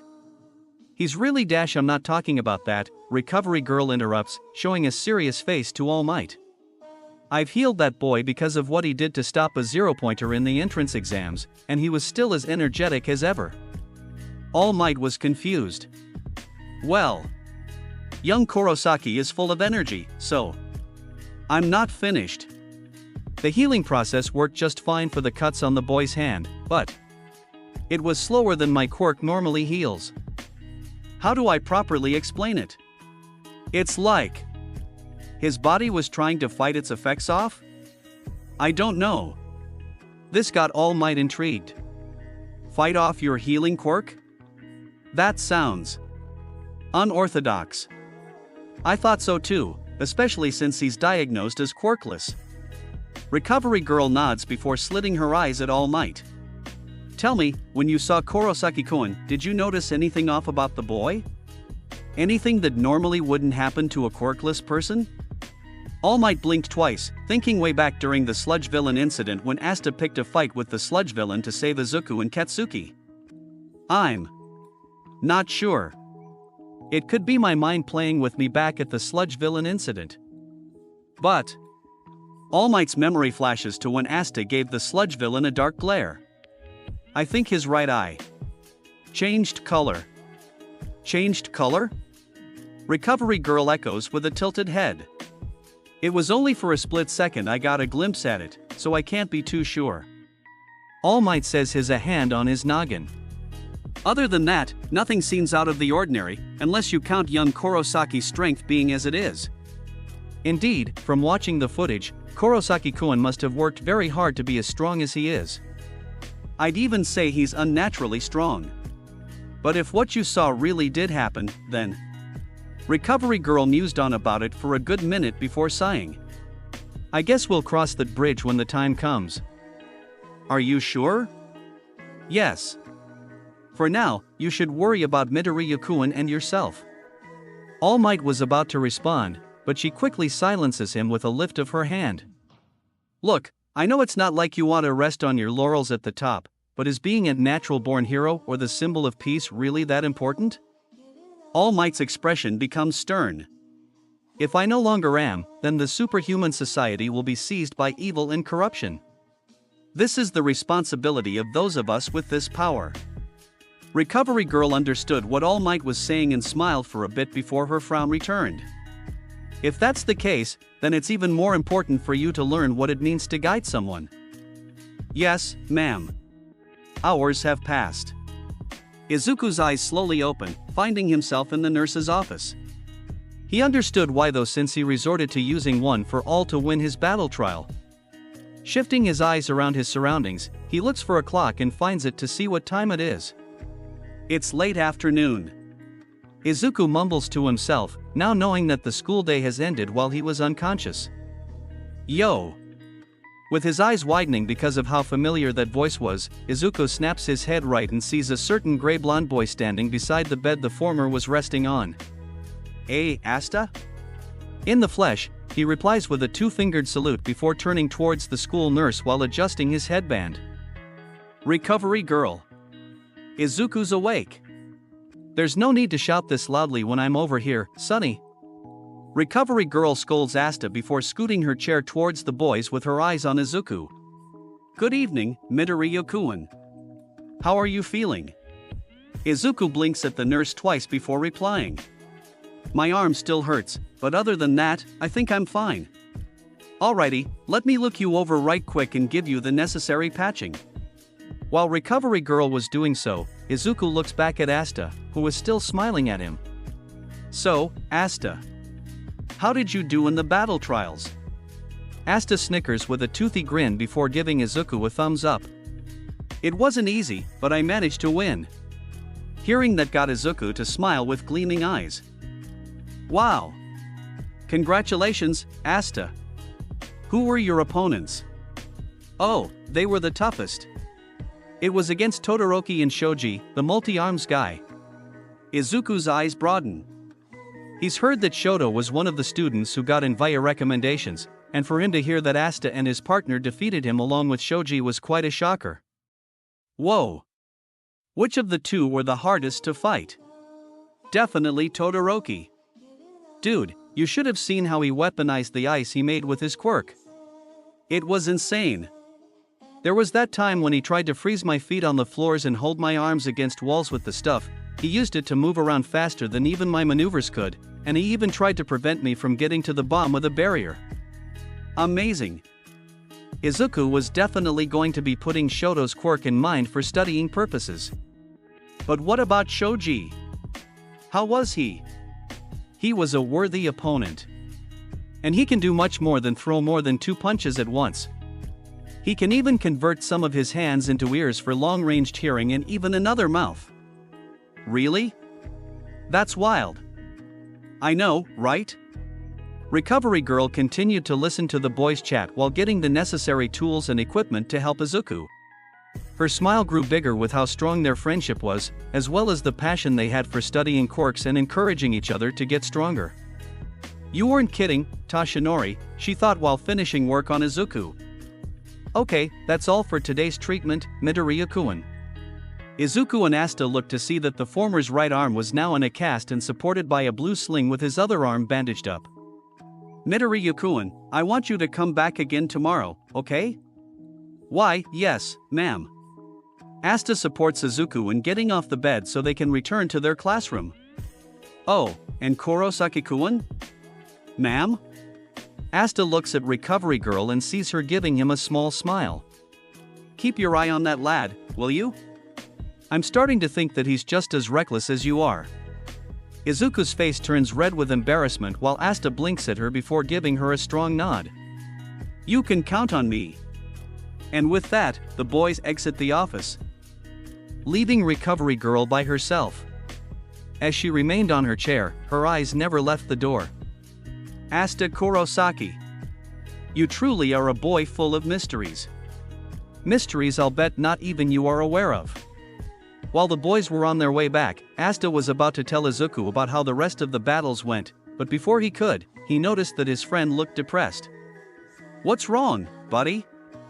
Izuku was snapped out of his thoughts and quickly looks at Asta for a few seconds before sighing. Sorry. I was just thinking about how much I've missed and gotta make up. Izuku's expression then slowly turns into a slight fear. I'll bet Aizawa sensei's gonna wrap me in those bindings again because of how I decided to end the battle. Asta understood what he meant. Before he went to visit Izuku after the afternoon classes, he actually considered checking up on him first, but Aizawa was quick to stop him as if he already knew what he wanted to do. Well, Izuku, the best we can do is to just catch up, learn from our mistakes, and get stronger. Haha, yeah, Izuku replies while watching Asta open the door to Class 1A for him. Surpass our limits, right? Yep. Hey! Asta came back with Midoriya. Asta and Izuku's eyes broaden as the students immediately walk over to the ladder. Hey, you were cool out there. Kirishima said to Izuku.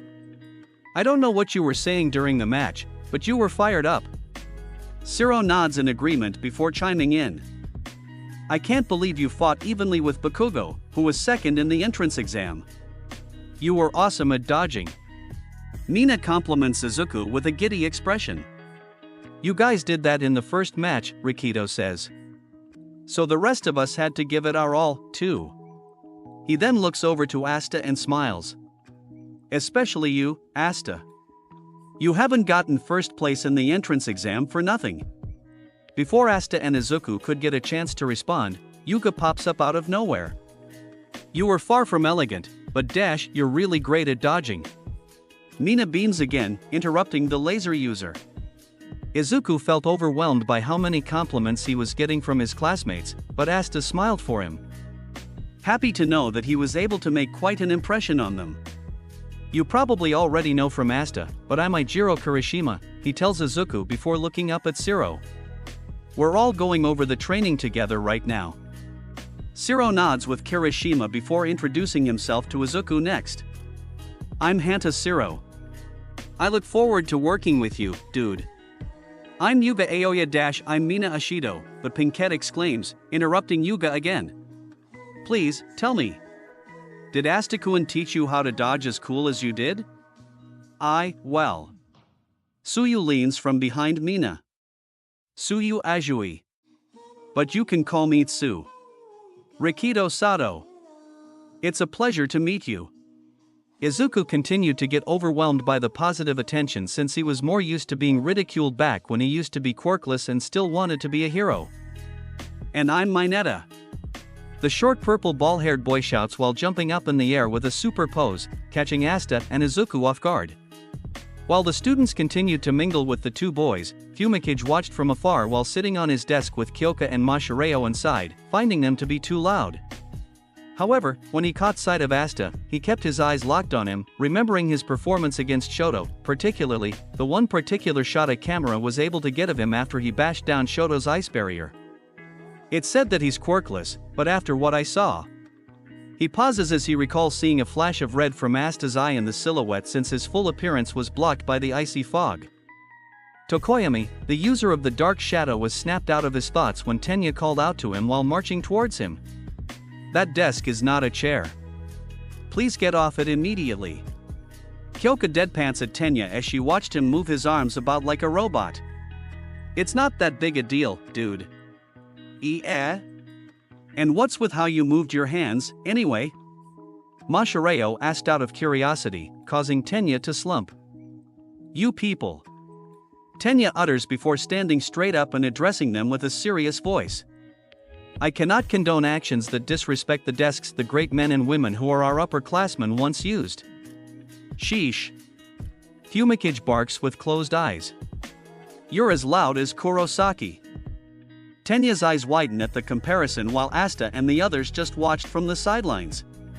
Eden never wavers, does he, Asta? I dunno, Izuku. If anything, he's one dedicated man. Later on, Asta sees two more students in their class enter with a stack of books in their hands, Achiko and Kaminari. So, Uraraka, wanna grab a bite to eat sometime, the blonde lightning user offers. What do you like? Achiko looks up in thought. Machi - before she could finish her own sentence, Achiko gasps when he sees two familiar boys to her right and immediately walks over to them.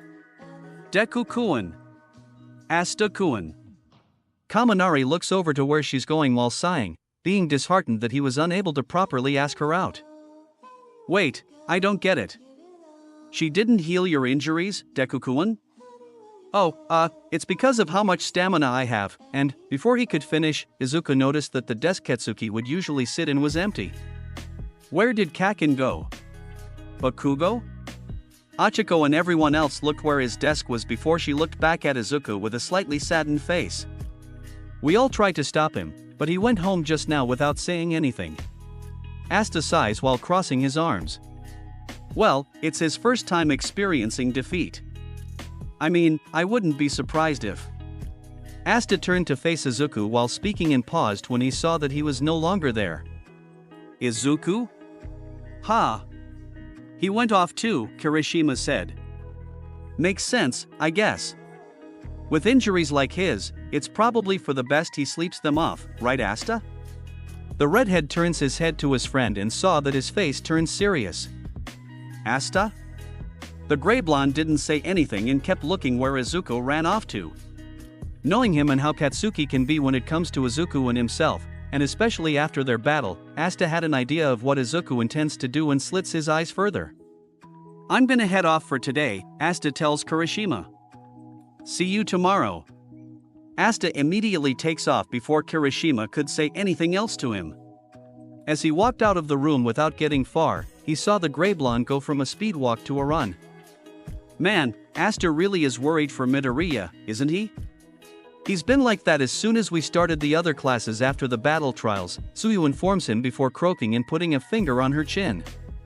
He's kinda like a brother when you look at it like that. Achiko listened to what Suyu said before making a goofy grin. It's a tale of friendship like no other, she says while looking bubbly.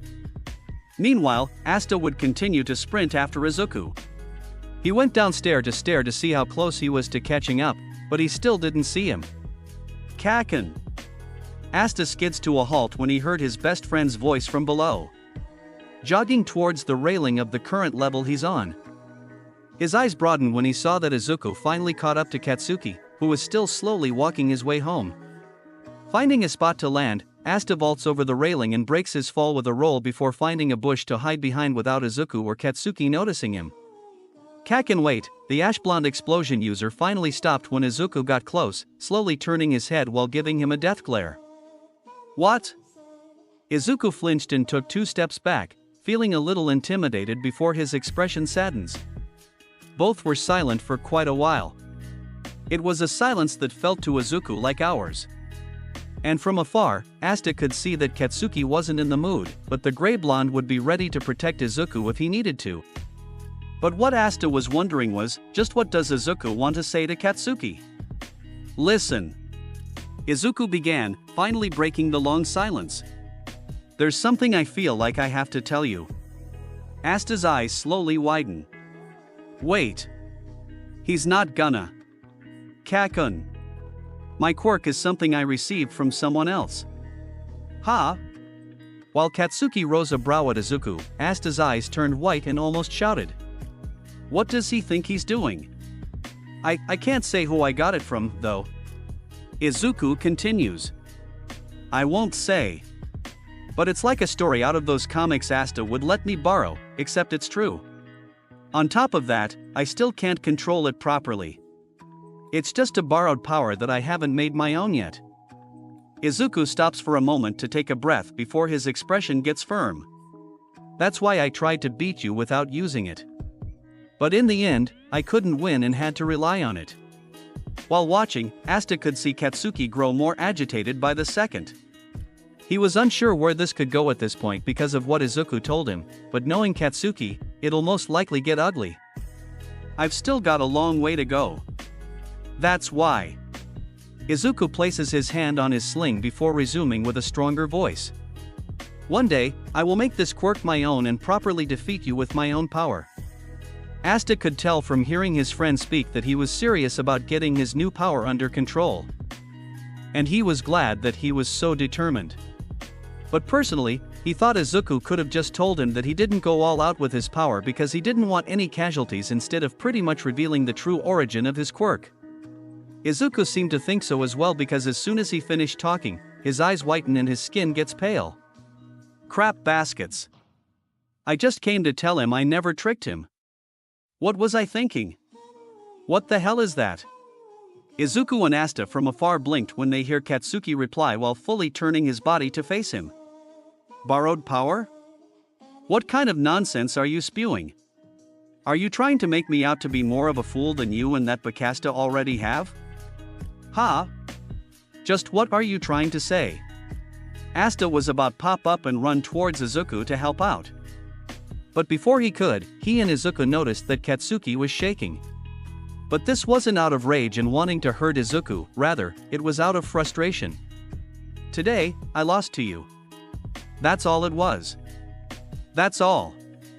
Katsuki pauses when the next battles after his and Izuku's flash in his brain, making him angrier. As I watched that ice guy, I thought, I can't beat him. But Bakasta? Somehow, he was able to. He then slams his head on his head when he remembers the review of his fight with Izuku. Damn it. I even ended up agreeing with what that ponytail girl said. Katsuki swings his hand to the side and started cursing, and Izuku and Asta can see the pain he was in because of those results and what he saw in the other battles. Hey, you too, Deku. I'm just getting started. You hear me? Asta and Izuku's eyes widened further. Was it just them, or did they actually see tears building up in Katsuki's eyes? I will become number one, the ash blonde proclaims. He and Izuku look at each other for a while before Katsuki turns around and starts walking away. You won't beat me again, bastard. And I sure as hell won't let that little dwarf beat me either. Asta was taken aback by that. Did he just issue a challenge to himself and Izuku? Although he wished Izuku's source of power was kept unknown, Asta was glad that it ended okay and gave Katsuki a small smirk without him knowing. Just you wait, Bakugo. I'm gonna keep surpassing my limits. Asta locks his eyes on Katsuki before forming a fist. And one day, we will have a proper showdown. There he is. Asta and Izuku jump when they hear the voice of the number one hero before the latter almost lost his balance when the said hero speeds past him. Young Bakugo. All Might stops to place his hands on Katsuki's shoulders and looks. When he looked down at him, he saw that he was hiding his eyes with his arm. Just so you know, pride is important. You undoubtedly have the abilities needed to become a pro. You still have a lot of dash. Let go of me, All Might. I can't walk. Katsuki turns his head to face the hero. I'll become a hero that surpasses even you without you telling me. Ha! All Might was surprised by Katsuki, but he releases Katsuki as he requested. Right. All Might, Izuku, and Asta watch Katsuki resume walking, not taking another glance behind himself. He seems to have gotten over it, the symbol of peace thought to himself. Man, it's hard being a teacher. While the three were still there, Achiko, Tsuyu, and Mina were able to witness what has transpired from a window of the school. What was that? Mina wondered. It's a fated battle between men, Achiko states while looking between Izuku and Katsuki. Tsuyu looked at Achiko with a finger on her lips. It looked like Midoriya-chan was just giving excuses one-sidedly, though. The fated battle between men. Achiko repeats with her forehead pressed against the glass. Back with Asta. Izuku and All Might, the three continue to watch Katsuki walk his way home, with Izuku staring intently. Kaken's fuse has been lit. Izuku says in his thoughts. That doesn't change what I have to do. I just have to chase after him like I've been chasing after Asta. Young Midoriya. Izuku turns to All Might when he addresses him. What were you talking about with young Bakugo? The green-haired boy started to panic. Well, we were, I'm so curious? The hero adds while leaning his ear forwards. Why don't you tell me in detail? Izuku really didn't want to say it, but since he didn't want to lie to All Might, he came clean. I sort of told Kaken about my quirk. Although he was still smiling, Izuku can tell that All Might didn't look quite pleased. Is that so? Izuku looks down in shame before nodding in confirmation. I'm sorry, sir. I didn't even tell my mother, but for some reason, I felt like I just had to tell him. I'm really sorry. All Might kept his stare on Izuku. He judged that he was not the type to show off, so he didn't admonish him strongly, but this seems to be the result of his sincerity backfiring, mostly because of the past his apprentice shares with Katsuki. The hero sighs before speaking up. Fortunately, young Bakugo didn't seem to take it seriously, so I'll let it go this time. But please be more careful and don't do it again. You need to think carefully about what it means to have one for all. If word gets out, it's clear that the world would be teeming with those trying to steal the power from you. That's why this secret should be kept both to prevent chaos in society and for your sake. Do you understand? Izuku nods slowly. If Katsuki really didn't catch on to what he told him earlier, then this time, he will be extra careful. And another thing, All Might continues before turning around to face a bush. Make sure you watch his back out there. Izuku gave All Might a confused look, wondering why he was addressing that bush. But then, the boy's eyes widen when he sees Asta walking out of there, chuckling while scratching the back of his head. Hey Asta! How long have you been there? The whole time you spoke to Bakugo, he answers before getting close to Izuku and gently bonking him on the head. Seriously dude, what were you thinking? Imagine what kind of vengeance he'd cook up if he actually did figure out what you meant? I don't think Kaken would go that far. Izuku says with his hands up. I mean, you've seen how he acted back there, did you? Asta nods. Even so, that was still reckless. You could have at least talked to me about it before you pull off something like that. Izuku chuckles while scratching his cheek. I know. The boys nearly jump when they hear All Might gleefully laugh. Looks like I don't have too much to worry about. You two make a great team. Asta and Izuku watch the hero give them a thumbs up before they look at each other. A few seconds pass before the boys started to laugh with each other. Come on, Izuku. Let's go get some grub. Pops is making something awesome tonight. Really? I better call my mom and see if she's okay with that. Izuku got his phone out while Asta walked back home together with him. As the two got farther, All Might's smile got bigger as he watched on. I know you boys can do it. Keep moving forward and go beyond plus ultra. All Might chuckles. And of course, surpass your limits. Chapter 7, The Class President and the USJ. Excuse us, young man. Will you tell us how All Might's classes are going? As soon as he arrived at UA for another school day, Izuku was suddenly surrounded by numerous journalists and news reporters equipped with cameras and microphones. Please excuse me, ma'am, I need to go to the nurse's office. Hey, wait. The news lady tried to stop him and get her many questions answered, but Izuku was already speeding to his destination, hoping to get his cast off and maybe his bandages removed too. However, the news crew was able to find more students to talk to so they could get the scoop about All Might being a teacher at the popular hero school. Starting with Achiko, who was about as overwhelmed as Izuku was. Ma'am, will you tell us about what the symbol of peace is like as a teacher? What's he like? Achiko tried to speak her thoughts, but it was pretty tough because of how many cameras were pointing at her. Well, he's very muscular. The group of reporters and journalists continued to speak with the students one by one. What do you think of All Might as a teacher? When Tenya was asked this, he began to reply with confidence. He made me recognize anew that I attend an educational institution that is the best of the best. Of course, his dignity and character go without saying, but we students are constantly able to see his humorous side. It's a unique opportunity to learn about being a top hero directly from one. The journalists and reporters started to get bored with what Tenya had to say because he spoke for too long. After they thanked the boy for his time, the crew moved on to the next student. Excuse me. Can you tell me about All Might? The news lady's eyes widen when she recognizes the boy she's talking to just by looking at his spiky ash blonde hair. Oh. You're the one who was caught by the sludge villain. Katsuki got irritated before glaring at the news lady. Get that mic out of my face before I blow it up along with your cameras.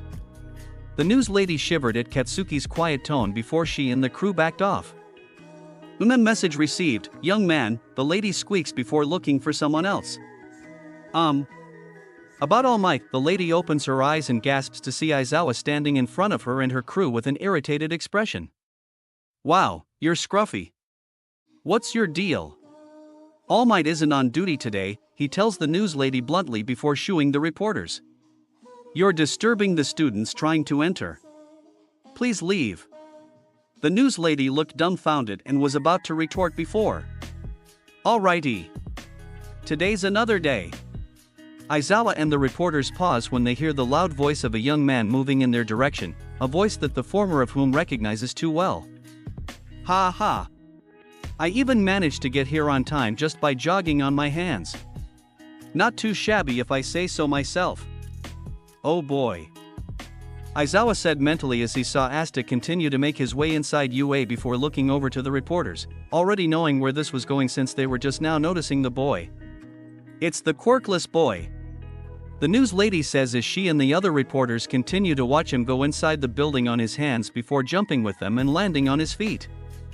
Not just All Might being a teacher, getting an interview with UA's first quirkless student will make an excellent scoop. The news lady was about to run to Asta and try to speak with him before Aizawa blocked her path. Classes are about to start momentarily. No more questions, please. Aizawa turns around and began to leave to teach class while the reporters continue to try and get answers. Now hold on. I would like to speak directly with All Might and that quirkless boy. I feel like I've seen him before, another journalist says as he observes Aizawa closely. Aizawa nearly sighs in annoyance as he continued to hear the shouts of the journalists as he kept moving further away from them. I can't believe All Might was able to work as a hero with all this. The same can somewhat be said with Kurosaki when he attends here in his current condition. As Aizawa got further, the news lady pouted at him. Hey! Just a little time is fine. Just let me see them. Ma'am. Wait. A male journalist tried to stop the news lady from going further on school grounds, but before he could grab her wrist, the lights above the entryway flashed red before a series of metallic doors started rising up, startling the news lady as she jumped back to avoid getting a foot caught. Jesus! What the hell was that? It's the UA barrier, ma'am, the reporter explains. At least that's what we call it. Well, it's lame, the news lady shouts with wide eyes. If someone tries to get in without a student ID or a pass to enter, the security system kicks in. And from what I've heard, there are sensors all over the school. Seriously? The news lady starts grinding her teeth as she glares at the barrier. They think they're so high and mighty. They could at least give us a brief comment. Seriously. We've been here for 2 days, and they still won't say anything. The reporters and journalists continued to talk to each other about this for quite some time. While they failed to notice someone watching UA from afar. With grayish-blue hair and a black shirt and pants, this man didn't take his eyes on that school for even a second. Moments later, the fingers in his right hand started to slowly flex. Good work on yesterday's combat training, Aizawa tells his students as homeroom began. I saw the video and results. His tired eyes go to Katsuki first. Bakugo, you're talented, but don't act like a kid, especially when it comes to personal matters. Katsuki bit his lip lightly before shifting his eyes away. Yeah, I know. Asta and Izuku raised their brows at the explosion user. Usually, he'd act more smug, but not this time. And Midoriya. Izuku quickly straightens himself with his eyes on his desk. Yes, sir? Aizawa was silent for a few seconds before speaking. You settled it by breaking your arm again, huh? Izuku remained quiet, but frowned, feeling just as disappointed as he'll bet Aizawa is for the stunt he pulled yesterday. You can't keep saying you can't help it because of your lack of control. I don't like saying the same thing over and over. As long as you fix the control issue, there's a lot you'll be able to do. Feel a sense of urgency, Midoriya. Izuku felt a small tug on his lips before nodding seriously. Yes, sir. Aizawa then sets his stare onto Asta, who didn't flinch at all. And Kurosaki. You're a strong combatant and definitely know how to adapt to certain situations, but you should try and work on making plans ahead of plans for future battles. Yes, sir. After gaining that acknowledgement, Aizawa carries on. Now let's get down to homeroom business. Sorry about the late notice, but today, I'll have you. A majority of the students started to tense up, wondering if they were going to take another special test or something else related to the quirk assessment test. Decide on a class representative. Everyone with the exception of Asta, Katsuki, Shoto, Momo, and Fumikage sighs in relief. It's actually a normal school activity. Pick me. Kirishima immediately says. I want to be class rep. Me too. Kaminari chimes in. I want to take a crack at it, Kyoko offers. It's a job for M-. I'll be the leader. Mina shouts, interrupting Yuga yet again. Asta kept listening to the many volunteers the students were making with beady black pupils, from Katsuki's shouting to Mineta's perverted intentions before being silenced by Kyoka with her jacks. Wow. Everyone really wants to represent our class, huh, Izuku? Yeah. Izuku agrees with a slow nod. Everyone please settle down. The students got quiet when they heard Tenya yell over them. As they remained silent, the boy in glasses continued to speak. It is a job with the serious responsibility of leading others. It's not just for anyone who wants to do it. It is a calling that requires the trust of those around you. If we want to use democracy to decide on a true leader, then we should hold an election to choose one. While Asta and Izuku were amazed by Tenya's speech, a majority of the students deadpanned at him. Your hand is raised the highest, though. But hang on, Kaminari spoke up. Why would you suggest that method? Tsuyu nods in agreement with the blonde. We haven't known each other for that long, so how can we have trust or anything? Kirishima tilts his head at Tenya. Sue's got a point. What's to stop anyone from voting for themselves? Tenya points his hand at Kirishima. Don't you think that's precisely why whoever receives multiple votes here can be truly considered the most suitable person? He turns around to address Aizawa, who just stepped inside his yellow sleeping bag. What is your opinion, sensei? Aizawa zips his sleeping bag up before responding while falling over for a nap. I don't care, as long as you decide before homeroom is over. Thank you very much, sir. Asta and Izuku look at each other over the outcome but didn't say a word, mentally promising each other to vote for their personal opinions on who should represent their class. Tenya passes around flashcards for the students to vote for their choices. It took them minutes to think about it. But everyone was able to write down their pick and turn it in. After the votes were observed, Tenya wrote down the election results on the chalkboard. Asta and Izuku scanned the names to see who won, and when they reached the top, they screamed in unison when they saw the former's name on top with 5 votes while Izuku was in second with 3. We got the top 2 votes, the 2 best friends shouted with white eyes and dropped jaws. Snarling at the results, Katsuki stood up from his desk and glared at every single student. Okay, which one of y'all voted for these 2 idiots? Siro snickers at Katsuki while shaking his head.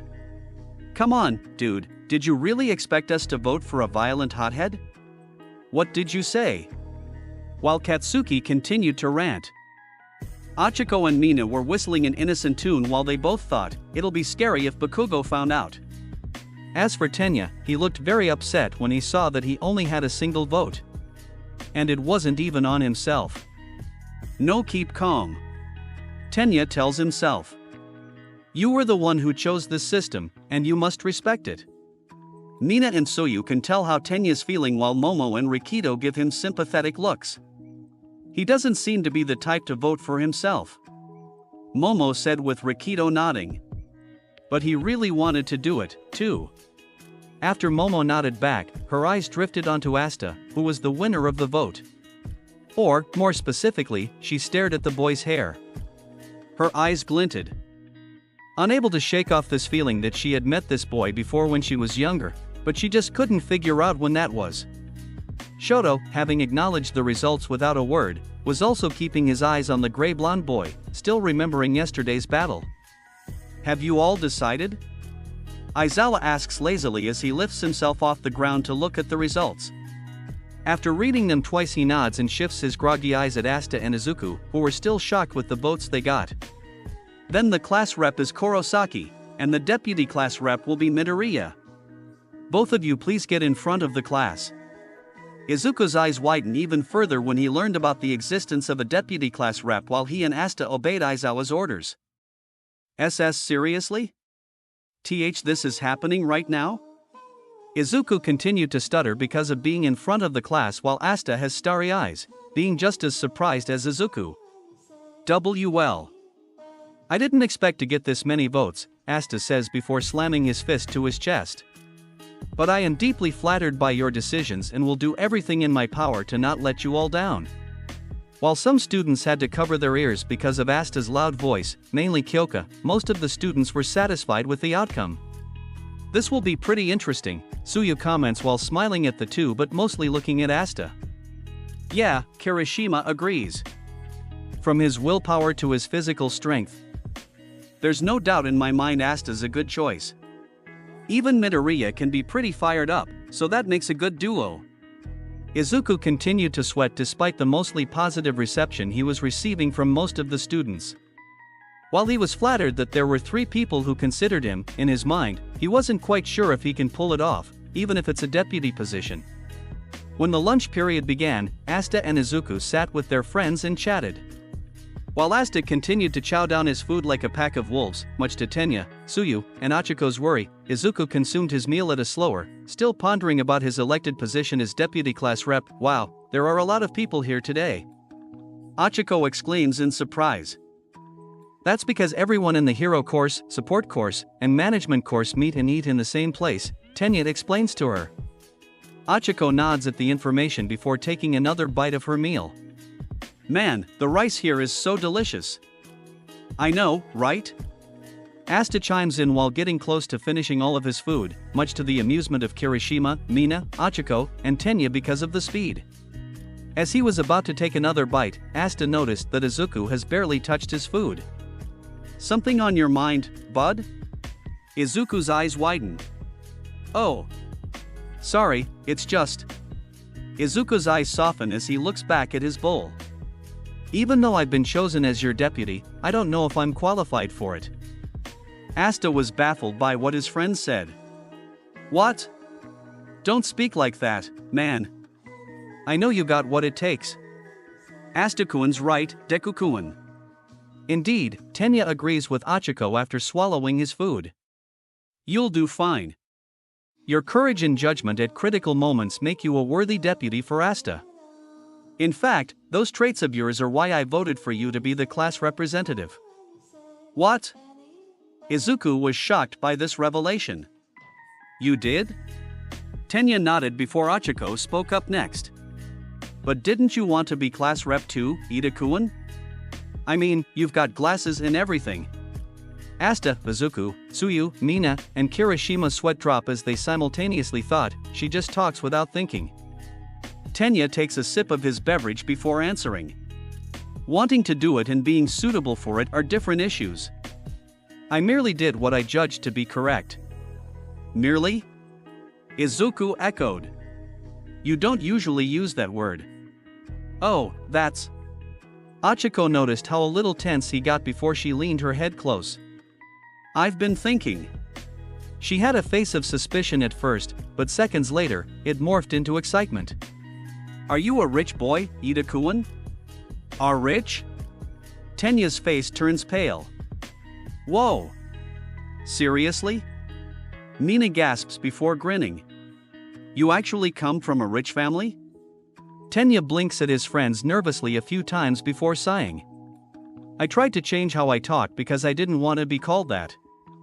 While Izuku, Achiko, and Mina peer into Tenya out of curiosity, Asta tilts his head slightly while finishing the last remains of his food. "Ha! Why does what Tenya just said sound familiar?" Tenya remains silent for a bit, but since his friend's curiosity won't die out anytime soon, he decided to spill it. "Yes. My family has been heroes for generations, and I'm the second son." "What?" Everyone except Tsuyu exclaims in surprise. Tenya nods before smiling in pride. "Do any of you know the turbo hero, Ingenium?" "Of course." Izuku answers quickly before anyone else could.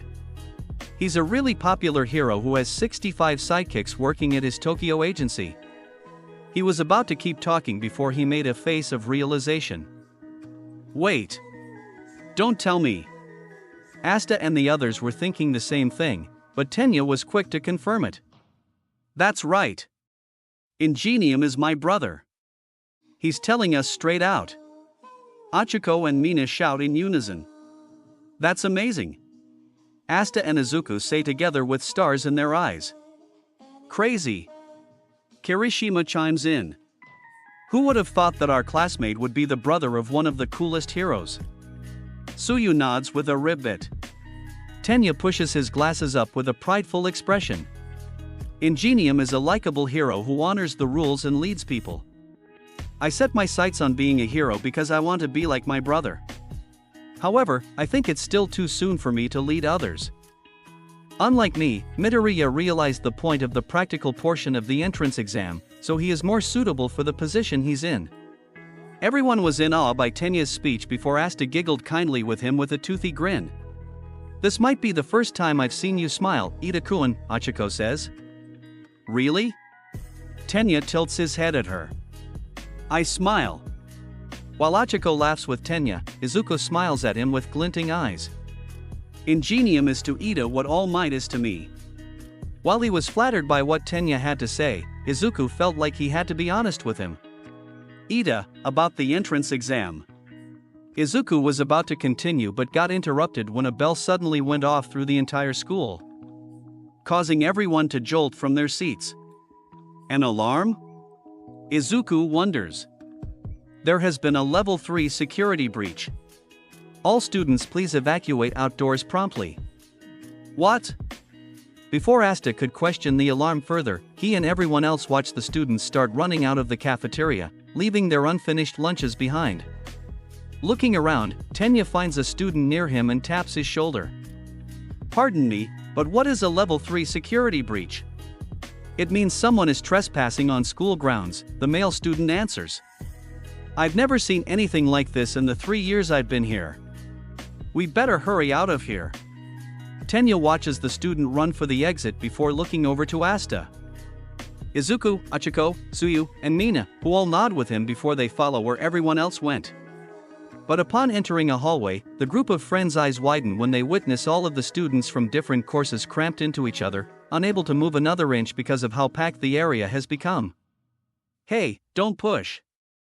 You stop pushing, you jerk. Damn it. I can barely move. Asta looks at what was happening right now before noticing more students rushing from behind him and his friends. Everyone, stick close to me. Asta's friends were quick to do as he requested. Although they were slowly running out of room, the gang still had space to stand and freely move their arms for a bit while near a window. Oh no! Mina exclaims while scooching close to Asta. If this keeps up, we'll end up just like the others. What are we gonna do? Kirishima asks, worried that he might somehow get one of his arms tangled by the crowd of students. As expected of the best, Tenya states as calmly as he can. Everyone reacts quickly in a crisis. Among the group of friends, Izuku was the most unfortunate to be caught in a sea of panicking students. Crap baskets. They're so quick that it's causing a panic. Before he could say anything else, Izuku was suddenly pulled deeper into the crowd, now barely being seen by the others. Izuku! Asta screams for his friend while he, Tenya, Tsuyu, Hachiko, and Mina are forced against a window. Just who in the world trespassed? Tenya asks Asta. Hang on. I'm looking. Looking around the windows with Mina pressed up against his back, Asta searches for the trespassers for a moment before his eyes broaden. There. Asta points for his friends to see. Inspecting closer, everyone's eyes widened when they saw what Asta found. That's the press. Hachiko finishes for Tenya. How did they get in here? Mina asks with raised brows. However they made it in, it's obvious that they're desperate for the scoop of All Might teaching us, ribbit. That might be the case, Aizawa-kun, Tenya says before turning to the other students. Everyone calm down. Tenya! Asta exclaims when he, Tsuyu, Mina, Hachiko, and Kirishima see him get smushed against the window. Checking their surroundings, the group see that their space was getting tighter. Asta-kun, I'm scared. Mina squeaks while getting close to Asta, who took another glance at the students who were still rudely pushing and shoving. None of them has noticed the news crew outside. They're still panicking. How do we tell them that everything's okay? Kirishima asks. Asta ponders this for a few seconds before turning his head to Tsuyu. Su-chan. Can you use your tongue to throw me across the crowd so I can grab onto something for higher ground? Suyu understood what Asta was planning, but she shook her head. With how cramped we are, I don't think so, Ribbit. I don't even think we can use it as a slingshot because of how many people are in the way. Asta clicks his tongue. Damn. How else am I gonna get up there? Shouting at the top of my lungs won't be enough since I'm still in the crowd. Asta-kun. The gray blonde turns his head towards Achiko, who was unfortunate to have suffered the same fate as Tenya. Zero gravity. Asta says with a fist slammed into his palm before turning to his friends and grinning. I got another idea. Sit tight. Good luck, Asta. Kirishima shouts as he, Suyu, and Mina watch him squirm his way towards Achiko. It was a challenge, but thanks to his physique, Asta was able to make it close to Achiko to where his hand can be in range. Achiko-chan. The zero-gravity user gasped when she heard Asta's voice and looks to see him with his hand out towards her. Make me float. Hurry. Achiko understood what he intended to do and struggles to get her hand up. It took her a few swipes, but she was able to touch Asta's fingers with hers and activate her quirk, allowing him to start levitating in the air. With Achiko's zero-gravity affecting him, Asta leaps up into the air and turns his whole body to where his feet are touching the ceiling. Now to get in everyone's line of sight. Asta begins to run across the ceiling near the exit, bringing attention to all of his friends who were caught in different areas of the crowd. Asta. Izuku shouts, managing to get a look at him running on the ceiling thanks to Achiko's quirk. Tenya was able to get a look up before his eyes widen at the gray blonde. I see. That's how you're going to do it, Asta. As he approached the exit, Asta grabs hold of the blue pipe and flips himself right side up. While having a firm hold of the pipe, he takes a very big breath in through the mouth and roars, "Everybody calm down." The ram-packed students came to a halt and went quiet as they heard Asta's booming voice echo all over the hallway, with a few of them having to cover their ears. Looking for the source, they all gasp when they see Asta above them with a very serious face. It's only the media that somehow got in. We're not under attack by some crazy villains. You don't believe me? Look out the window without shoving. The students stayed wide-eyed at Asta for a moment before doing as he said. And just like he stated, it was indeed the news crew that appeared to be harassing Aizawa and President Mike. Come on, you guys. This is UA. Asta resumed. We're supposed to act more calm and vigilant than this. If we want to be the best heroes around like All Might, then we need to act like the best. Go beyond plus ultra and chill out. Everyone was stunned by Asta's speech, while some of them were relieved that it wasn't something dangerous.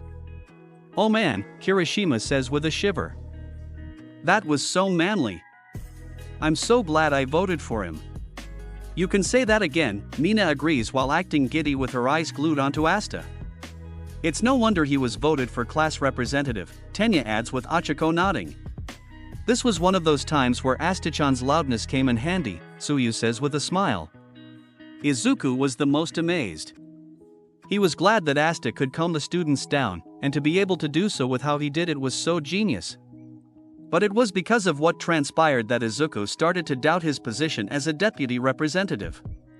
While he was unable to do anything to help out, Asta was able to handle it as quickly as he could, and he was the official class representative of 1A. Back in class, Asta and Izuku stood at the front with the former more ready to perform his first act as representative than the latter. Alrighty, let's decide on the other class officers. Before Asta could pick out two of his classmates for the roles as instructed by Aizawa earlier, he felt a finger tap his shoulder and turned his head towards his deputy. Asta, can I say something first? The gray blonde blinks at Izuku a few times before smiling. Sure. What's up? Izuku's cheeks burn red out of nervousness, but after swallowing a lump, he speaks what he has to say. I think that the person who's placed below me should be your deputy instead of me.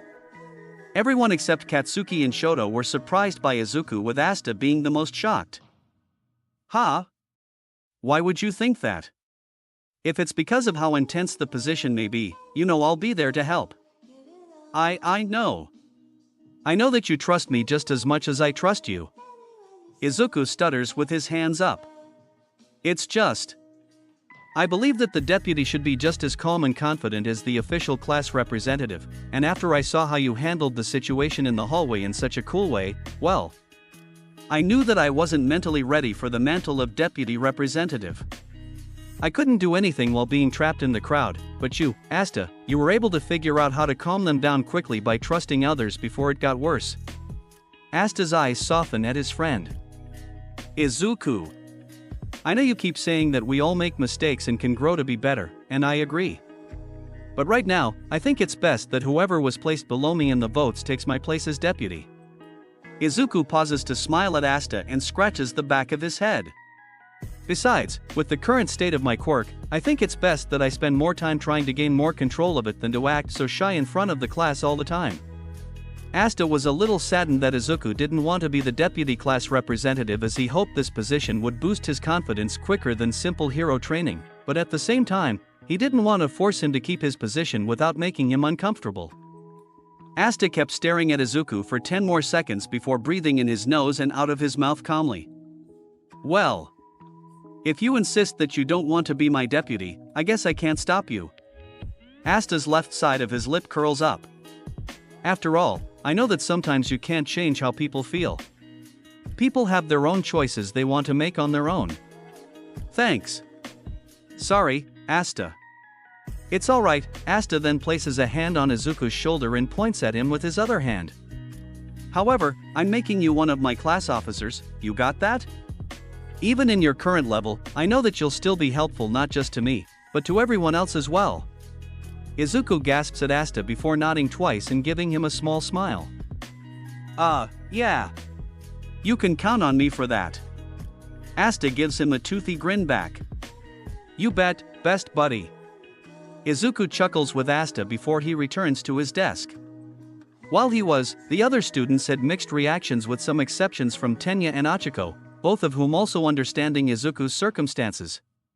The tale of friendship continues, Achiko thought to herself while smiling and gleefully rocking her feet back and forth. Anyway, Asta puts a hand on his chin in wonder. Who is that person who had one less vote than Izuku? That would be Yayorozu. Asta looks towards Aizawa and sees him nudging his head to his right while still in his sleeping bag. Turning to where he was pointing, he saw Momo, who did not expect to be given the position under such circumstances. So if that's all, hurry up and pick your second class officer. Aizawa's stare on Asta becomes menacing. You're wasting time. Asta's eyes whiten as his shoulders shiver while Aizawa falls back asleep. Nodding twice at his teacher, Asta sets his stare back on his classmates while Momo walks next to him since she's the new deputy representative. Okay, moving on as quickly as possible. For my second class officer, I'm selecting Tenya Ida. Tenya gains a surprised expression. Me, Asta? Yeah, Asta confirms with a nod and a smile. You're a smart guy, and when you make mistakes, you're quick to learn from them and be better with your judgment. You're also very observant, as shown during our time watching the battle trials. Asta's smile widens as he gives Tenya a confident look. And honestly, it's all those reasons that I've voted for you to be class representative, but the results of the voting decided otherwise. Tenya's eyes nearly bulge through his glasses. Why, you're that one vote I got. The other students share surprised expressions of their own as they watch Asta repeatedly nod. There were some of them who were deeply under the impression that he voted for himself because of how much he wanted the position, but as it turns out, it was Asta who chose him. So, what do you say, Tenya? Will you accept the position as the class officer alongside Izuku? Tenya's eyes glint. Looking as if he was about to cry out of flattery of Asta's consideration. Slowly standing from his seat, he pushes his glasses up and gives Asta a salute. You can count on me, class rep. I will not let you down. Asta giggles with closed eyes and a toothy grin while Izuku, Achiko, Kirishima, Mina, Shiro, Rikido, and Kaminari smile in approval. But as Momo looked at the happy smile of Asta, another memory flashed in her mind of a boy with that exact same smile he has on, making the girl wonder more about him than before. Meanwhile, outside of the school, Principal Nizu along with Midnight, Recovery Girl, and Ectoplasm check out the front gate where the news reporters were somehow able to break into the school. Upon inspection, the group saw that the barricade that blocked the entrance had somehow crumbled into pieces. How were the ordinary members of the press able to do something like this? Ectoplasm puzzled aloud. With his hands behind his back, Nizu pondered about the situation while keeping his stare on the destroyed barricade. Someone instigated this. Did someone evil slip in, or was it intended to be a declaration of war? The rest of the staff look at Nizu for a moment before turning towards each other, wondering the same thing that the principal was. Whoever was responsible for breaking that barricade for the news crew to get in had to have some sort of goal in mind. But for now, the hero stayed vigilant, making sure to be more watchful for anyone suspicious. At another place in town, All Might was hopping from building to building after he finished saving a group of hostages from a large pink villain before defeating him. On his way toward a hit-and-run incident, he noticed something was off while feeling a mild pinch of pain in his body. Have I gotten slower? After I gave young Midoriya one for all, my powers have been weakening. All Might looks at his left hand before clenching it into a fist. On top of that, after forcing myself that time during the sludge villain incident, the time I can spend in my buff form has gotten shorter than before. The number one hero then remembers the talk he had with Izuku regarding how he almost spilled the beans on One for All's existence to Katsuki. He replayed what he's spoken to him in his mind while stopping the criminal responsible for the hit and run by destroying the front of his car without harming the driver. Even if he's a suitable vessel, he's still only a 15-year-old boy, he thought before pulling his fist out of the hood. I have to pull myself together. Someone's barricaded themselves in the neighboring town. All Might's brows nearly twitch before he turns around from the vehicle and leaps towards where a citizen was pointing. I hope I can still make it on time after this. Back in UA, Aizawa stands in front of his class to move on to the next subject. For today's hero basic training, it's turned into a class with 3 instructors. All Might and me, and one more person. The class brows raise, wondering what Aizawa meant by turned into. Excuse me, Siro says with his hand raised. What exactly will we be doing? Aizawa shifts his eyes towards Siro before producing a flashcard with the word rescue written in blue for all to see. Disasters, shipwrecks, and everything in between. It's rescue training. This news brought some excitement to some of the students. Looks like it'll be a lot of work this time, too, Kaminari says to Mina, who nods in agreement. Don't be so foolish, Kirishima scolds with a grin. This is the duty of a hero. The redhead then turns to Asta, who grins back at him. Just thinking about this type of training. My arms are ready to rumble. You and me both, Kirishima. The two bump fists from a good length before Suyu chimes in.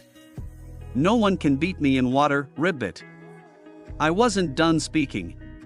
The students were immediately silent because of Aizawa's stern voice combined with his bloodshot stare. You can decide if you want to wear your costume or not this time because there are probably outfits that limit your abilities, too. The training will take place off campus, so we're taking a bus. Aizawa clicks the button on a remote for the students' costume containers to emerge from the wall. That is all. Start getting ready. While everyone was standing up to collect their outfits, Asta and Izuku remained seated as they thought about the rescue training. For Izuku, he immediately thought of All Might and how he was able to rescue a handful of people with his strength, and that served as motivation for the green-haired user of One for All before he turned his head to Asta, who was looking at him before giving him a thumbs up, making him giggle and give him one back. As soon as he left the classroom, Izuku went to the changing room to put on his PE uniform along with black wristbands and matching colored neckwear, knee pads, and white gloves. After putting them all on, Izuku walks out of the room and heads outside where the rest of his classmates on with determination on his face. Izuku, the green-haired boy, stops for a moment when he hears a familiar shouting voice behind him and turns to see Asta running towards him while waving his hand enthusiastically. Asta. After waving back, he then notices his friend's attire and blinks with a tilted head. You're wearing your gym clothes too? Yeah, Asta confirms while walking alongside Izuku towards their destination. I asked the designers to fix some kinks the armor had, like my arms and legs not having as much freedom of movement as I thought. I see, Izuku says while chuckling. And I'm sure you know why I'm wearing mine along with other gear. Asta nods. Tends to happen when one's costume is blown up beyond repair. Yeah. After nodding twice, Izuku sees something metallic attached to Asta's left wrist by a band. Hey, what's that? Asta followed where his friend was pointing and his eyes broadened with realization. Oh yeah. While I was sending my costume to the designers, they gave me a grappling hook to test out while they updated with them. With stars in his eyes, Asta presents the grappling hook to Izuku. The device was shaped like a curvy rectangular oval with two gears next to each other on top. On the front, a small pyramid-shaped spike meant to be the hook can be seen. What do you think? Pretty cool, huh? Izuku's eyes shift up and down at the device while admiring the design. That's amazing. I can't wait to see it in action during our rescue training. Asta smiles with Izuku as the two approach the doors. I can't wait too. After the two walk outside, Asta waves towards his classmates. Hey, guys. Everyone turns towards the two boys as they notice them. The ones who smiled and approached them were Achiko, Mina, Kirishima, and Tsuyu. Hi, Deku-kun. Asta-kun. Asta, my man. Tsuyu just waved with a ribbit while Achiko noticed the two boys' outfits. Wait, why are you two not wearing your costumes? Izuku chuckles while pointing his two index fingers together. I'm waiting for the support company to fix it because of the damage it suffered during combat training. I'm getting mine upgraded, Asta explains. I really did want to wear it, but the minor problems of the movement really needed to be addressed. Man, that sucks, Kirishima said with a frown. Oh, I don't mind it. Mina murmurs while looming over Asta's body since his muscles made his gym uniform skin tight. She then leans her head over to get a look at his backside while blushing and grinning with some drool escaping her lips. Not one bit at all smack. Ouch. Mina was forced to jump back when he felt her cheek gain a small sting. Holding said cheek, she looks and sees Tsuyu looking at her with her long tongue stuck out and aimed at the pink-skinned girl. Don't be creepy, Mina-chan. Mina pouts at Tsuyu. Oh, come on. I'm not the only one who finds it sexy. Kyoka gave Mina a weirded out stare. But when she got a look at Asta's body herself, her body stiffened because of how much muscle his uniform revealed. Seriously. Maybe the gym suit he has is too small for him? Class representative. The group of friends blink when they hear a new voice and look to see Momo approaching Asta. Oh, hey there, Asta greets with a smile and a wave. I've been meaning to tell you this earlier, but I look forward to working with you, Yayo-san. Momo didn't respond. She was still observing the boy, trying to figure out where she'd seen someone like Asta before. Yayo-san? Momo was snapped out of her thoughts when Asta called out to her, causing her to stumble over her words with a light blush before clearing her throat. My apologies, class representative. My mind was on something else. Asta chuckles kindly. It's alright, he says before scratching his cheek. And I know I'm the class rep, but it's still okay for you and everyone else to call me Asta. Momo raised a brow while Asta's friends weren't that surprised. Are you sure? Yeah. It feels weird to me, so my first name is just fine, Yayo-san. Momo's blinks as she now just learned what Asta was calling her. Why, Yayo-san? Asta nods without his smile leaving. I hope you don't mind if I address you like that. Your last name is pretty long, so I've shortened it to Yayo-san. Momo's eyes broaden a bit before softening because of how kind he was when he explained it. Oh, well. That's okay. You can call me that. Asta-kun. While Asta nods with Momo, Mineta notices their interactions in the background and stares on in envy. That Asta. Just how do you do it? I must know. Kaminari notices Mineta gritting his teeth and raises a brow at him. You okay, dude? Mineta didn't respond. He continued to glare at Asta in jealousy while Kaminari just shrugged at the small boy. class representative. Asta and Momo turn their heads left when they hear a speeding Tenya run over to them before bowing his head to Asta. Hey, Tenya. You're looking energetic. Tenya straightens himself with his helmet held tight around his arm. The bus has arrived, class representative. How shall we board the vehicle? Sir? Everyone's sweat drops at Tenya. He's really going full throttle with the officer position, isn't he? Momo wonders with a tilted head. Asta, however, just smiles at his friend. You can still call me Asta. As for how we'll enter, let's just get on one at a time. Asta pauses to put a hand on his chin. As for the seating arrangements, I think we should let them sit wherever they like so they can know each other even more. Plus, it's likely that some of us will sit with who we were partnered with for the battle trials because of how well some of them worked together. Tenya and Momo were surprised by how quick Asta was to make his decision before the former adjusts his glasses. Yes. That makes sense, especially if we want everyone to gain more trust in each other. Tenya bows to Asta again. Okay. We shall proceed normally, class representative. You can still call me Asta. Tenya does a double take. But. Really, it's fine. Don't worry about it. While Tenya remained stunned by how Asta not wanting to be addressed formally, Momo and the others just laughed at the sight, with Katsuki just staring at the scene with squinted eyes mostly on Asta. Shoto and Tokoyami stared at Asta too, but for their own personal reasons.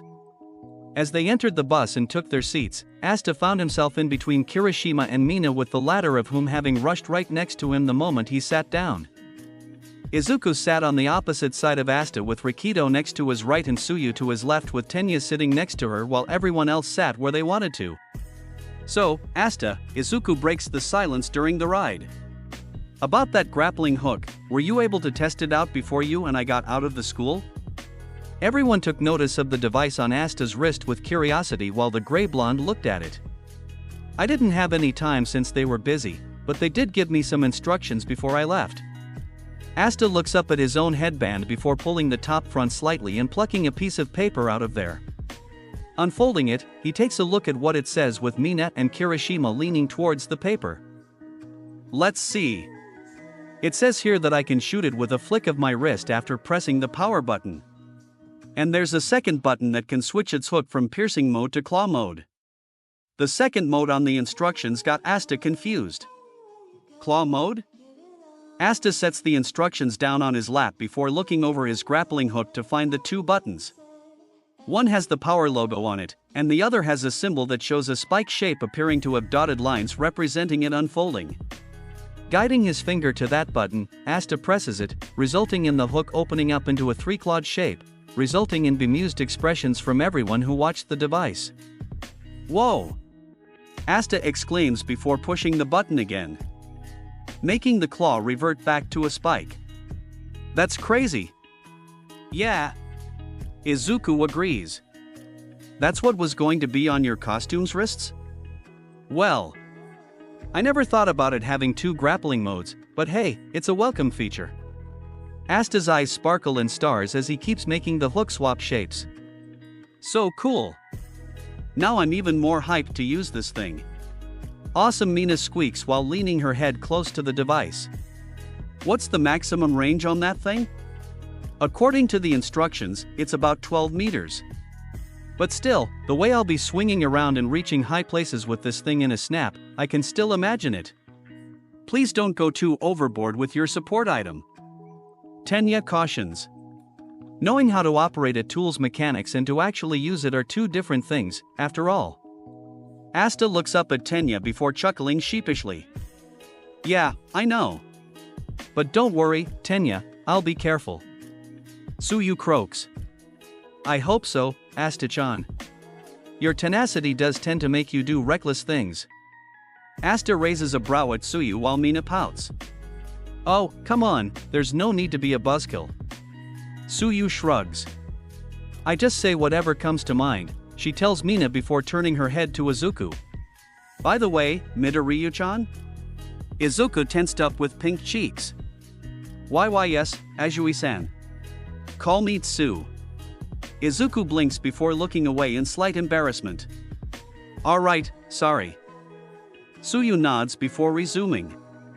I've been meaning to tell you this, but your quirk is kinda like All Might's. The moment Tsuyu said that caused Izuku and Asta to freeze up, with the former being in a worse state. WH what? Why you think so? Asta could tell that Izuku was having a hard time coming up with an excuse, so he was quick to chime in. Well, Tsuchan, there are quirks out there that can be similar to each other, but not the same. Tsuyu tilted her head at Asta, unsure about what he just told her. He's got a point, Tsu, Kirishima says, making the three look towards him. I mean, All Might doesn't get hurt when he uses his power. They just operate similarly. Asta and Izuku tried not to show it. But they were extremely thankful to Kirishima for how he explained it. Although, it's nice to have a simple augmenting type quirk, the redhead continues while hardening his arm. You can do lots of flashy stuff with those. My hardening is strong against others, but I don't know if it looks like much. Hey! I told you before when we first met that your quirk is awesome. Asta assures him. You won't know what else you're capable of unless you keep trying. Kirishima was stunned by Asta's words while Izuku nods enthusiastically. He's right. It's a quirk that can definitely pass as a prose. The redhead is shocked again because of both of the boys' compliments and looks at his arm again. A prose, huh? But you have to think about popularity as a hero, too, you know. Asta thought about what Kirishima said for a while, but before he could respond, Yuga interjected. My naval laser is pro-level in both flashiness and strength. Mina giggles while flashing Yuga a kind smile. But it's not great that it gives you a stomachache. Yuga's face drops with an embarrassed blush while Kirishima just had another thought pop up in his mind regarding what the blonde boy spoke of. Well, if you're talking about flashy and strong, it's gotta be Todoroki and Bakugo, huh? Katsuki's eyes shifted towards Kirishima with an annoyed gaze, with Shoto not noticing at all since he was napping all throughout the bus ride. Bakugo's always angry, Tsuyu states. So he doesn't seem like he'll be popular, though. Asta and Izuku almost do a spit take, finding this very uncommon for someone to criticize him instead of constantly praising him for having such a strong quirk.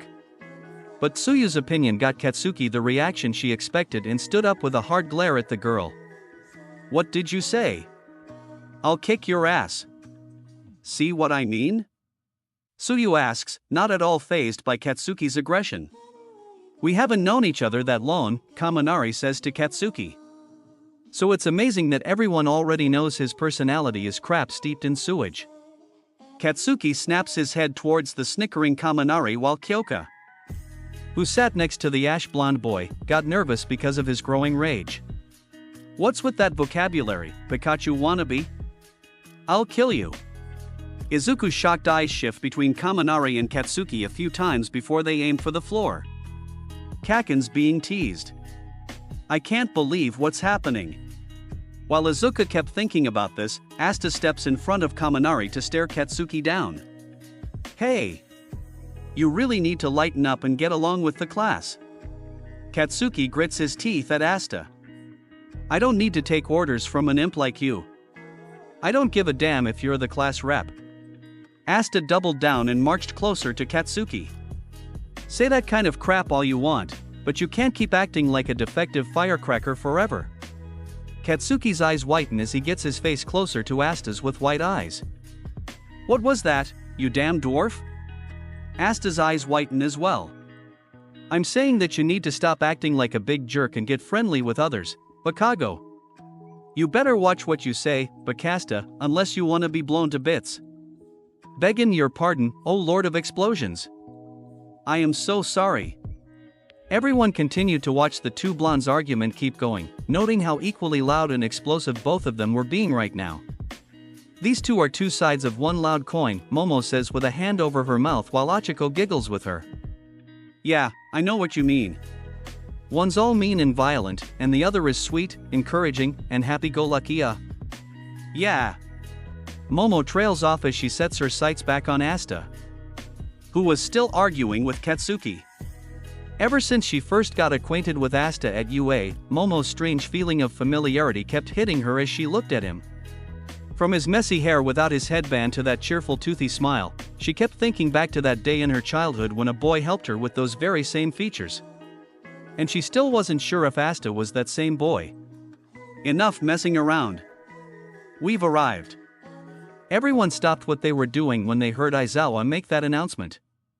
Asta immediately zipped to an available window to see what the place looked like, catching the sight of a dome-shaped building. Despite this being all he's seeing, the gray blonde was still excited nonetheless. Oh, man. I can only imagine what the inside looks like. Mina gushes at Asta's hyped-up attitude while Izuku, Tenya, and the others just smile with him with Katsuki scowling at him. Seconds later, the bus parked near a large blue gate that serves as the building's entrance. Awaiting the students in front of said gate as they got off the bus was a person wearing a white spacesuit with a black helmet with white eyes decorating the visor. Welcome, everyone. I have been waiting for you. The students, mostly Asta, Izuku, and Achiko, gain amazed expressions as they recognize the person who spoke with a female voice. It's the space hero, 13. Izuku states. The gentle hero who has rescued tons of people from disasters. I've heard of 13. 2. Asta shouts with stars in his eyes. Her quirk is out of this world. Oh. I love 13. Achiko says pumped up. She's my absolute favorite. 13 giggled at how enthusiastic 1A was before pointing a thumb behind herself. Let's go inside without delay. The entire class except for Katsuki, Shoto, and Fumikage bow their heads to 13. We look forward to working with you. As 13 guided the class inside, everyone took their time to observe their surroundings with astonished faces. So cool. Asta exclaims with steam fuming from his nose. This place reminds me of an amusement park. Yeah, it does, Rikito says in agreement. You took the words right out of my mouth. Asta. Izuku adds as he looked at the sights with him. 13 smiled from behind her helmet as she showed the students the many zones of this facility. A shipwreck, a landslide, a fire, a windstorm, you name it. It is a training ground that I made with different types of accidents and disasters. It's called the Unforeseen Simulation Joint. 13 pauses to turn around towards her students with a flashy pose. Or USJ for short. The entirety of Class 1A gained beady eyes from the reveal of the facility's name, except for Asta who still has stars in his eyes. Just like Universal Studios Japan. Aizawa approaches 13 with his hands in his pockets after her introductions were finished. 13, where's All Might? He asks her with a hushed voice so the students won't hear him. He was supposed to meet us here. 13 walks closer to Aizawa and leans in his ear. Yeah. About that. It looks like he did too much hero work on his way here and ran out of time, so he had no choice but to rest in the lounge. Aizawa took a moment to process this. After a few seconds, he released an annoyed sigh. That's the height of irrationality, he tells 13 while shifting his eyes to the side. Well, at least we took precautions just in case. He then looks back at the space hero. It can't be helped. Let's begin. 13 nods before facing the students. Let's see. Before we begin, let me say one thing. Or 2 or 3 things. Or maybe 4, 5 or 6, or. It keeps increasing, everyone thought with an awkward expression. After getting out of that mild trance, 13's stance got serious. Everyone, I'm sure you are aware of my quirk known as Black Hole. I can suck up anything and turn it to dust. Asta and Achiko nod vigorously while Izuku interjected with the same expression as the former twos. You've been able to use it to save people from all kinds of disasters, right? Yes, but it's a power that can also kill easily. Everyone tensed up a little after that revelation while students like Katsuki, Shoto, Fumikage, and Shoji's expressions were neutral. Some of you also have quirks like that, yes? 13 continued. In a superhuman society, personal quirks have been certified and stringently regulated, so that doesn't seem to be a problem at first glance. However, please don't forget that there are many quirks that can easily kill people with one wrong step. With Aizawa-san's physical fitness test, you found out about the possibility of your own hidden powers, and with All Might's person-to-person combat training, I believe you experienced the danger of using those powers against others. This class is a fresh start. You shall learn how to use your quirks to save people's lives. You do not have powers so you can harm others. I hope you leave here with the understanding that you have powers in order to help others. Izuku and Asta look at 13 in inspiration, finding her speech to be very informal and motivating, as did most of the other students. That is all. 13 concludes with a bow. Thank you for listening. The class erupts in cheers and praises, now more pumped up than ever to start their training. Alright. This is gonna be great. Asta says while pushing the power button on his grappling hook. I can't wait to see what I can do. Me too, Izuku agrees with a nod. Alright then, Aizawa interjects, silencing the students. First thing is -bzzz. Aizawa was interrupted when he and everyone else heard a buzz of lightning. Shortly after, the lights of the USJ started going out, followed by some of the USJ equipment like the water fountain not functioning properly. What the? Asta thought as he and the others observed what was going on. Some thought that this might be part of the training, but some like Asta, Aizawa, Katsuki, and Shoto thought that something just wasn't right. Asta kept shifting his eyes all over USJ until he spotted something unusual. Sensei. Aizawa turned towards Asta, noticing how alert he was before seeing that he was pointing somewhere. Checking that area, his eyes widen when he witnesses a purple-black aura shaped like a portal appear in front of the fountain. Everyone else notices it too, but before any of them can question where it came from, the aura violently shifts and expands horizontally. The shaking of the mysterious aura continued to twitch until it grew vertically tall with two glowing yellow lights appearing at the top, seeming to be shaped like eyes. And just as those features were made known, the group gets more cautious when they see a person's hand slowly stretch out from the purple-black aura before it gripped onto the substance like a hard surface. As he kept observing the phenomenon, Asta's eyes widened when he saw someone's head stick out, glaring right at Class 1A with bloodshots in his red eyes, frightening a few of the students. Ha! Who is that? Asta wondered, taking notice of the gray-blue hair and the disembodied hand the person was using as a mask. Gather together and don't move. Aizawa demands his students before turning to 13. 13, make sure the students are protected. Asta kept his stare on the person inside the purple-black portal for a few more seconds before Kirishima approached him. Any idea who that is, Asta? Asta kept silent.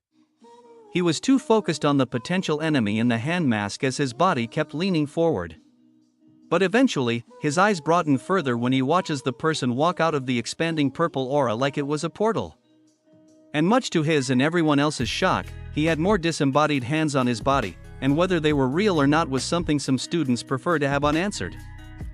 And as the intruder took 4 more steps forwards, Asta and the others looked to see more people coming out with him. Most of these intruders appear to be mutants with dangerous features. Some had scary masks, and some were armed with weapons like machetes and clubs. I don't get it, Kirishima says as he eyes the strangers one by one. Is this like the entrance exam where the lessons already started? No. Everyone turned their heads towards Asta when they heard him whisper, with Izuku, Achiko, and Kirishima gasping when they saw how stern his eyes were. This isn't right. Achiko was going to ask what Asta meant before Aizawa stepped in front of his class. Everyone stay put. He cautions before slipping his goggles on. Seeing that more people are coming and are appearing to be associated with the others that came from the purple-black mass. Those are villains. While most of the students were shocked by this revelation, Asta, Katsuki, and Shoto were the only ones who kept a serious face as they eyed the villains. While the boy in gray-blue hair slowly looked up at 1A, there was one more mutant that exited the purple-black mass and stood next to him. It was a large hulking creature with a beak-like mouth, red scars, and it has its brain exposed. 13 an eraser head, huh? Asta's ears perk up when he hears a dark male voice echo from the void, later on remembering that it had glowing yellow lights for eyes. What the? Does that mean this portal-like thing is a living being? The teacher's schedule we received the other day said that All Might was supposed to be here. The purple-black aura speaks while it forms a head for where the yellow eyes are. Aizawa frowns at the creature made of purple-black aura. The trespassing the other day was the work of these scumbags after all, huh? As the other villains marched forwards, the one with a hand mask just stares blankly. "Where is All Might?" he mutters menacingly. "I went through the trouble of bringing this whole crowd too." The boy's hands twitch as they slowly rise towards his own neck. All Might. The symbol of peace. I can't believe he didn't show. Perhaps killing off a few of those brats will make him come here? Asta was able to hear what the boy said and snarls at him. Don't even think of trying, pal. Oh, the boy's eyes lazily shift towards Asta, whose left hand appeared more ready than his right. If you lay even a single finger on my classmates, I'll crush you. Ya hear me, handyman? That's enough, Kurosaki. Asta turns towards Aizawa. But sensei. I understand your concerns for your classmates as the class rep, but don't even think about charging in like a berserker. You need to remain calm and analyze the situation carefully. For now, leave them all to me. Aizawa's hair and scarf rise up as he prepares himself to face the villains. Seeing this made Asta's eyes widen at his teacher. Seeing how calm Aizawa was despite the numerous amounts of villains with him and 13 being the only pros to be ready to take them on got him in awe. And it definitely strengthened his resolve to make sure nothing goes wrong. Even if he isn't a pro hero yet, it won't stop him from preparing to fight when the occasion calls for it. No way. Asta turns around when he hears Kirishima say that with a nervous expression. How could villains get into a hero school? He's right. Momo chimes in. What about the trespasser sensors? We have them, of course, 13 answers calmly. But did they only appear here, or around the whole school? Shoto wonders aloud for all to hear. Either way, if the sensors are not responding, that means they have someone with a quirk that can do that. An isolated area separated from the main campus during a time when a class is supposed to be here. They might be fools, but they're not that dumb. From what I can see, this surprise attack was carefully planned with some sort of goal in mind. Most of the students like Mina and Mineta got more scared by Shoto's analysis while Katsuki didn't appear afraid at all. Asta, however, just kept scanning his eyes on the villains, guessing out weaknesses he could exploit with his current skill in combat. And when Aizawa got a quick glimpse at the grey blonde, he noticed that he was calmer than when the villains first showed up. But even then, he wanted to make sure his students didn't have to fight. 13, start the evacuation, Aizawa tells her. Try calling the school. These villains even had something to counteract the sensors. It's possible someone with radio wave type powers is interfering. Pausing, Aizawa looks at Kaminari. Kaminari, try contacting the school with your quirk, too. Alright. Izuku got tense. What about you, sir? Will you fight by yourself? With that many, even if you can erase their quirks.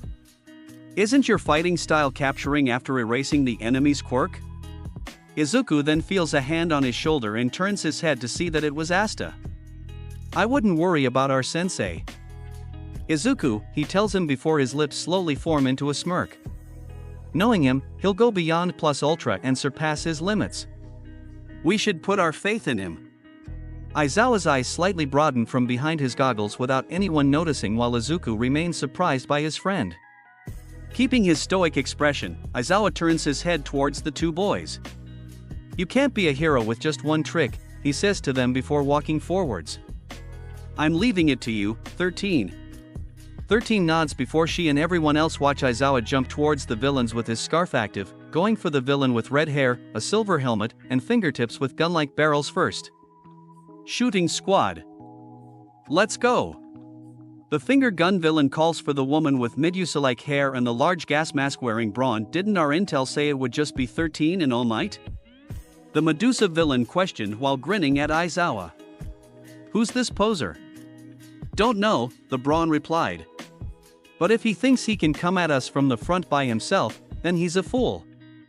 The three villains prepare to brutalize Aizawa as he gets closer to them. And as the finger gun villain was about to make the first attack, Aizawa activates his erasure on him, preventing the villain from using his quirk. What the? Why won't my bullets come out? Eh? The Medusa villain's hair suddenly drops, blinding her vision because of the direction it fell. Before the Brawn villain could ask if they were okay, all three of them were trapped by Aizawa's scarf before he lifted them up in the air with it and violently slammed their heads together, knocking them out as they fell to the ground right after the collision. You idiot, that's Eraserhead, one villain snaps as some of them immediately got intimidated by how he defeated the three. He can erase quirks just by looking at us. Is that so? One villain with 4 arms says as the goes for Aizawa. Then how about quirks of heteromorphic type villains like us? Sadly, I can't, Aizawa replies while dodging said villain before countering with a punch to his face, sending the villain in the air away from him before sending his scarf after him to grab his leg. But the skills of guys like you. Aizawa evades and kicks another villain who hoped to take advantage of his focus, knocking down 2 more in the process. Are statistically more likely to manifest in close combat. Aizawa used his scarf he captured the 4-armed villain with to slam him into the ground without needing to pay attention to him. So I've taken measures against that.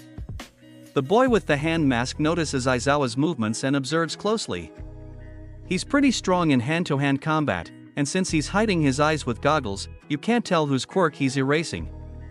When he fights against a group, that makes it harder for them to work together. While the villain kept observing Aizawa. Asta was doing the same, but out of admiration for his teacher. Seeing how Aizawa fights is what makes heroes like him Asta's most favorites. While their quirks may be impressive in ranged circumstances, they could still be easily defeated if they don't work on their physical strength. And from what Asta watched, Aizawa has done just that to have the fighting skills he's seeing now. Aizawa also performed strength training to be as physically strong as he is now. Observing how he maneuvered and delivered his punches and kicks, Asta became less frightened and more calm. But there was a stronger emotion than calmness. Asta was excited.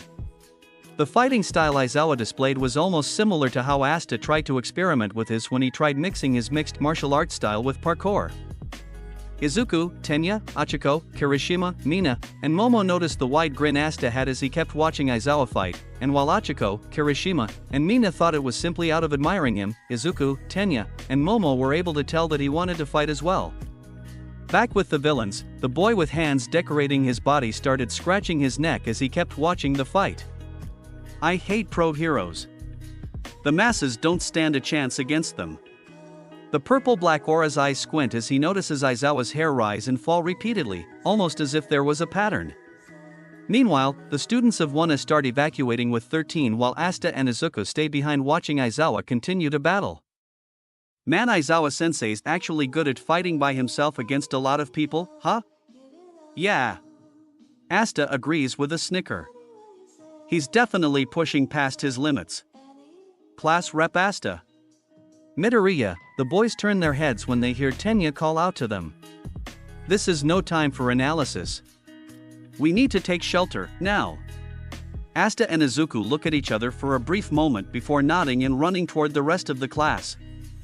13 continued to guide them towards the door out of the facility, but as they got closer, the purple-black portal Asta found familiar appeared on the ground in front of them and rose upwards, forcing them to stop. There is no escape, the creature says as it eyed 13 in Class 1A. Shit. Aizawa curses as he noticed the purple-black aura cornering them. I just blinked once and the guy who looks like the most trouble got away. Aizawa attempts to rush for 13 to aid her and the students only to be blocked off by more villains, forcing him to continue his fight with them. It is a pleasure to meet you, the purple-black aura greets with his menacing yellow eyes glued on 13 and the students. We are the League of Villains. It may be presumptuous of us, but we've invited ourselves into the home of the heroes, UA High School, in order to have All Might, the symbol of peace, take his last breath. 13 in Class 1A were shocked by this revelation while Izuku and Asta were the most wary. I believe All Might should have been here, the creature resumed. Perhaps there's been some kind of change? The aura was silent for a moment before it kept talking while some of its mass formed wing-shaped appendages. Well, that is neither here nor there. This is the part 1 to play. Having heard enough, 13 opens the cap on her right hand's pointer finger and aims it at the creature. But before she could activate her quirk, she gasps when she sees Katsuki and Kirishima charge or the villain. Wait, you guys? Asta's cry fell on deaf ears as Katsuki made the first move, using his explosion quirk to blast the aura away like a fog. With the dust from the clouds of the explosion growing thick, the duo observed the smoke and smiled confidently. Did you consider that you'd get beaten by us before you did it? Kirishima asks the villain with his arms hardened. Asta continued maneuvering his eyes around the clouds with Izuku doing the same. While the two were able to detect something moving from within, and Asta could immediately tell that it was the purple-black aura creature. Oh dear, that's dangerous. Katsuki and Kirishima tensed up when they heard the creature's voice, unfazed by the former's attack. The aura continued to shapeshift until Asta noticed a metal brace where the collarbone of a person should be. That's right, the creature continued as part of the aura made a head shape above the brace before the rest of the mass blocked it from the view of the others.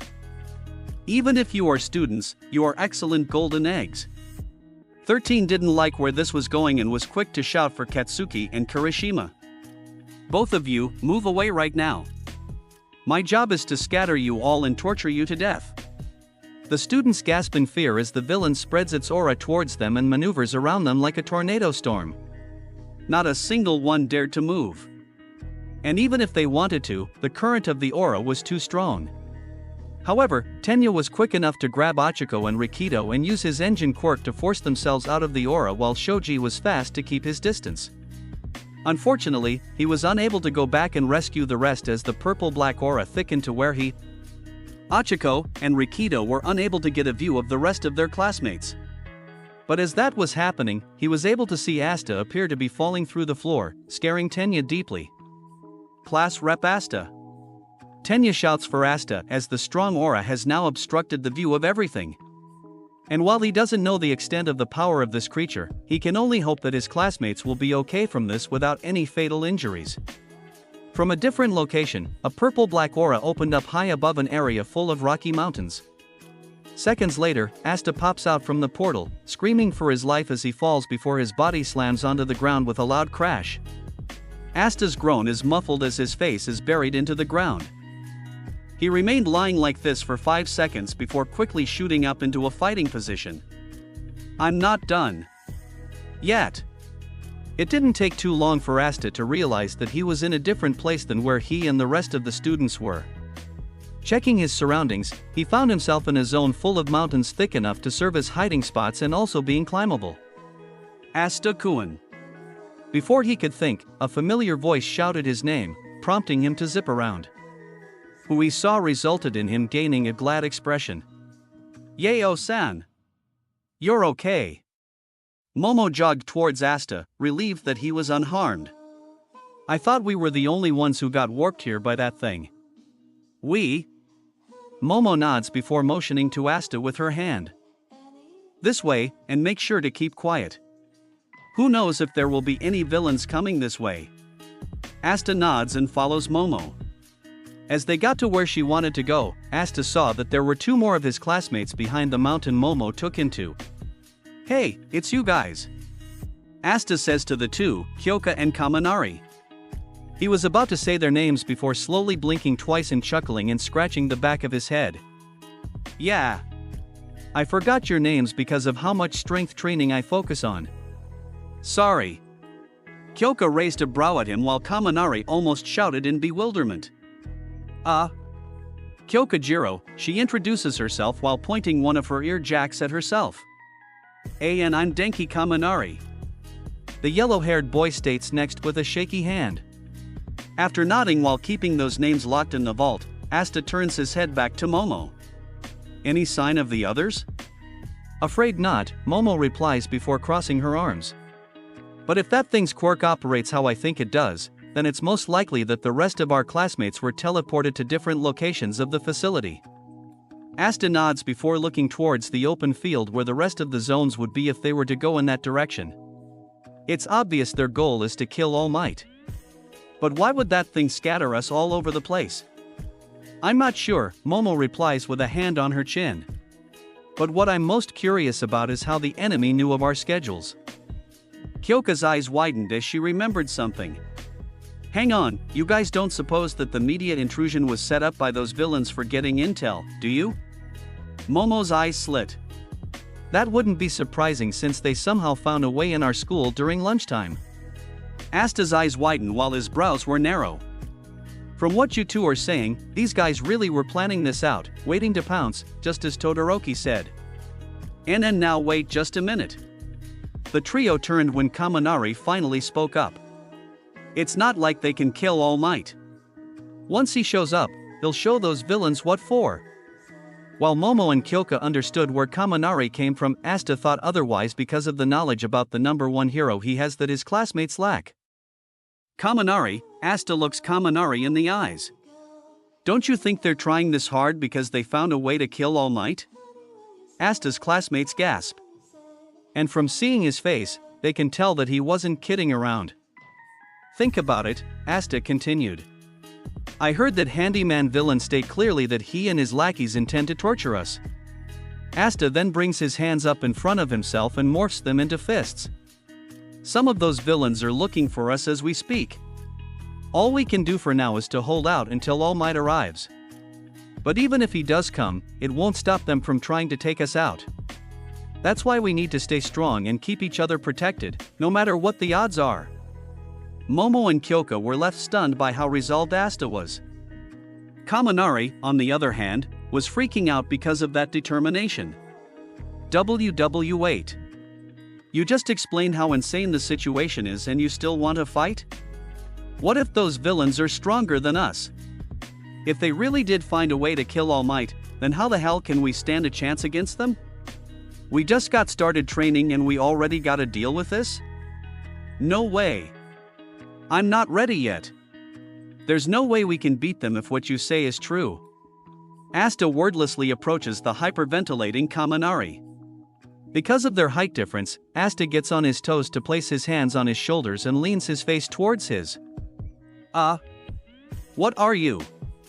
No giving up, ya hear me? Kaminari's body shook as he could hear his ears ring while Momo and Kyoka had to cover theirs, with the latter of the two girls being most affected by the shout. Dude! There could be villains nearby. Kyoka hisses with her earjacks up. Asta's expression didn't change. He steps back from Kaminari and sets his gaze on all three of his classmates. We won't know what we can do unless we try. It's like Aizawa sensei said, we need to remain calm and analyze this situation carefully. Asta's classmates were taken aback by how calm he was. Despite all that's happening, he's still keeping a level head and trying to assess their bind. First things first, let's discuss you guys' powers, Asta resumes. Jiro-san, from what I've seen in the battle trials, you can use those jacks of yours to listen into things through walls. Is there anything else you can do with them? Kyoka blinks at Asta twice before she speaks. Well, other than fighting with them by poking, I can channel the sound of my heartbeat through the objects they're connected to, resulting in an intense vibration attack. Their maximum range is several meters. It's not much, but I'll manage. Asta nods before looking towards Kaminari. Kaminari, how's your lightning quirk? The blonde still felt unsure, but he went ahead and explained his power anyway. If you're wondering about its range, it ain't long since I have no control over the bolts depending on said range. Asta nods again before giving Kaminari a thumbs up, surprising him a bit. Don't worry, we'll figure something out along the way. Thanks. Kaminari states, still unable to get over how brave he's being despite what's going on.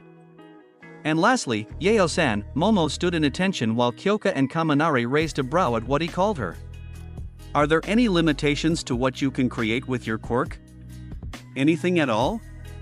Momo was silent, still astonished by how Asta was acting despite the overall personality he usually has. Yayo-san? Momo was snapped from her thoughts when Asta spoke again. Alright. Well, my limit depends on how many types of molecular structures of what material or object is made of I can understand. What I can do for us right now is to create weapons to defend ourselves from the enemy. Asta's eyes widen as he learns this and gets closer to Momo, making her squeak because of how fast he is. What's the limit on weapons? I know you can produce steel, but what about the weapons in general? Asta's classmates saw how excited he got because of the stars in his eyes. Well. That depends, Asta-kun. Is there a specific weapon you have in mind for your own usage? Asta nods vigorously. Yeah. It's a big sword like. Asta pauses before pointing his fingers together with horizontal lines for eyes. Anybody got a pen and pad I can use? Momo was quick to produce these items and present them to Asta. Thank you, Asta says before he got started scribbling, leaving his classmates wondering just what he was drawing on the paper. Seconds later, puts the cap back on the pen and walks towards Momo with his finished drawing. Yayo-san, if your quirk is able to, I want you to make me a sword exactly like this. Taking the pad from Asta, Momo observes the paper and sees what he's drawn. Her eyes broaden a bit when she learns that the weapon he's requesting is a great sword with the blade decorated in what seemed to her like scuff marks. Inspecting the drawing further, Momo saw that the blade and hilt were separated from each other and connected by a fuller. The hilt appeared to her as a handle to a normal longsword. The blade is huge and was drawn to have a pointed tip while the base is pointing inward, creating an angle. After staring at the picture long enough, Momo swallows a lump and sets her eyes on Asta. Okay. I should be able to create this greatsword you drew on the paper. Asta got even more excited as stars returned in his eyes. Really? Thank you so much. But, Momo interjects. Because of how large the weapon is, it's going to take a lot more time compared to a smaller sword. And Momo's cheeks start to get red. Since I create objects from my bare skin. And you depict this weapon to be really big. Asta tilted his head at Momo, not quite sure why she was pausing this much like she was. But after recalling her performance in the battle trials, he smacks his fist into his palm in realization. Oh. I get it. The larger the object, the more skin you need to have exposed to make room. Kyoka and Kaminari do a spit take while Momo confirms it with a nod, shocking the two even further. Yes. Because of that. Before she could finish, Momo's eyes widened to see that Asta has his back turned to her. Do what you gotta do, Yayo-san. I trust you. Asta states before turning his head back to look towards the other two. Jiro-san, use your quirk on one of those mountains to sniff out some villains. Kaminari, you're with me. Kyoka looked at Asta with a surprised expression. The moment Asta put together the conditions Momo has to create larger objects, he immediately looked away so he wouldn't see her have to take her top off to create whatever large weapon he wanted to have. Seeing that got her to gain some respect for her class representative. But then, she shoots a glare at Kaminari, who is still blushing like mad because of the new knowledge regarding Momo's quirk. Well, you heard our class representative. Kyoka says before jabbing her ear jacks on the back of his skull. Join him and no peeking. Kaminari screeches from the pain that got him to leap and land right next to Asta. Right after this, Momo got right to studying Asta's drawing while removing her top while Kyoka used her ear jacks to listen into the other side of each mountain. While the girls were doing their jobs, Kaminari was filled with temptation to look behind him where Momo was creating Asta's sword of choice.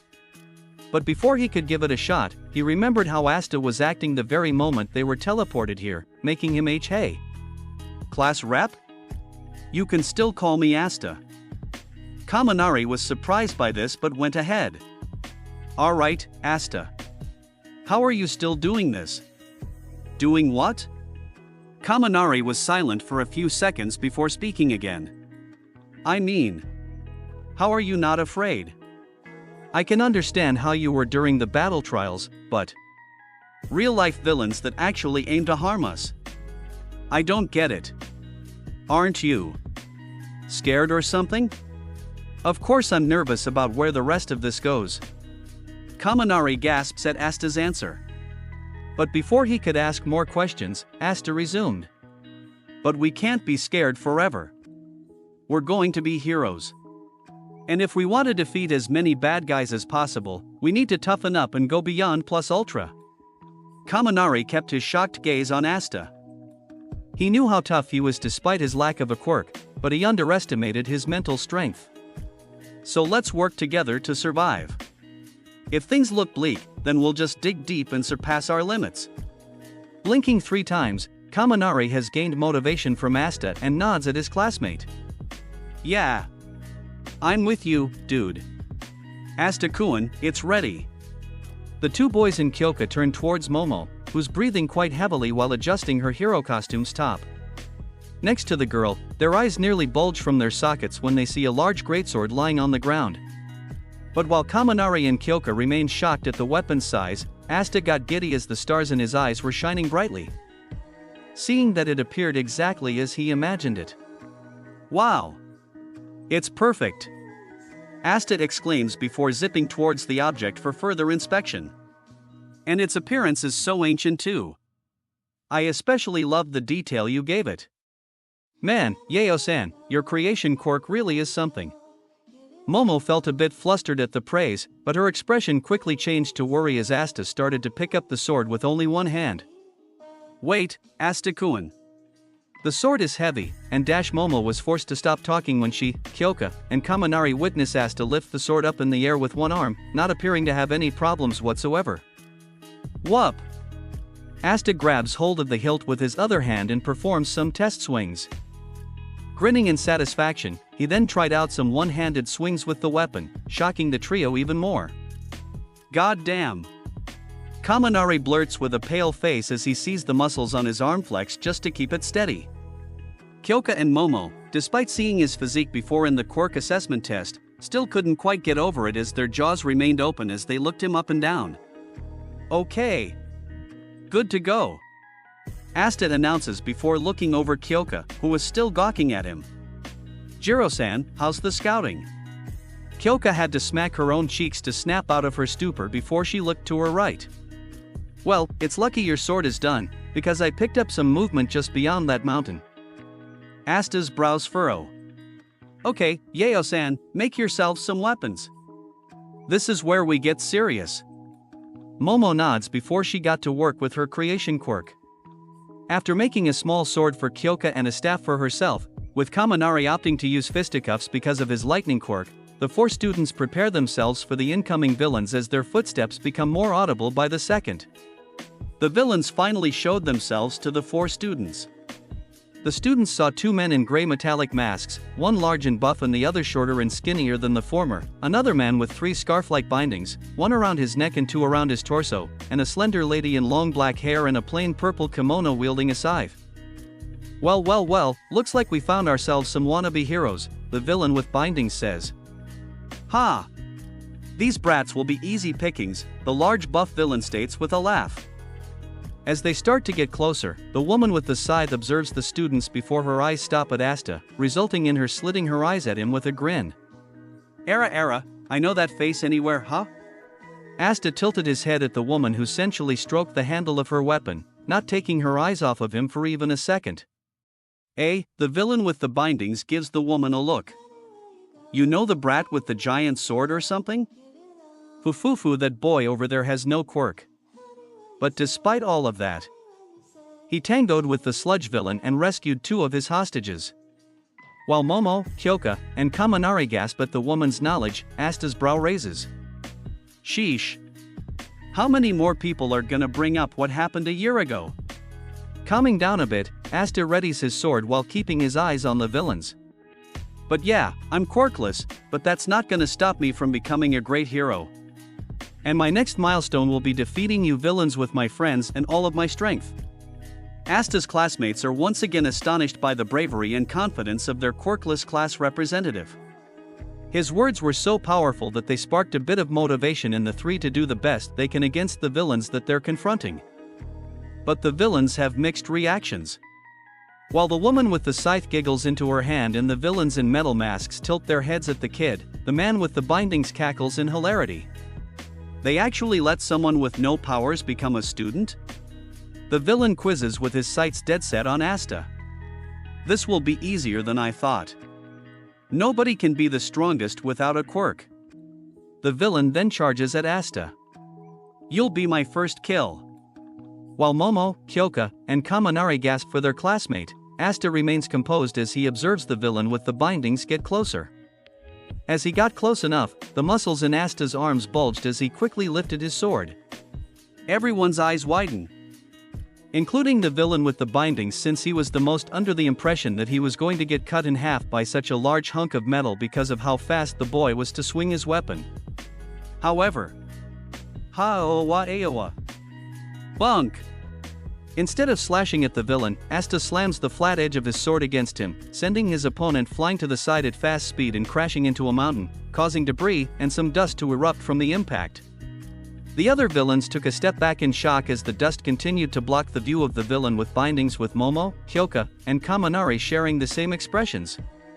God damn! Kaminari exclaims, swearing that he saw a few veins appear from Asta's biceps before, during, and after Asta's attack.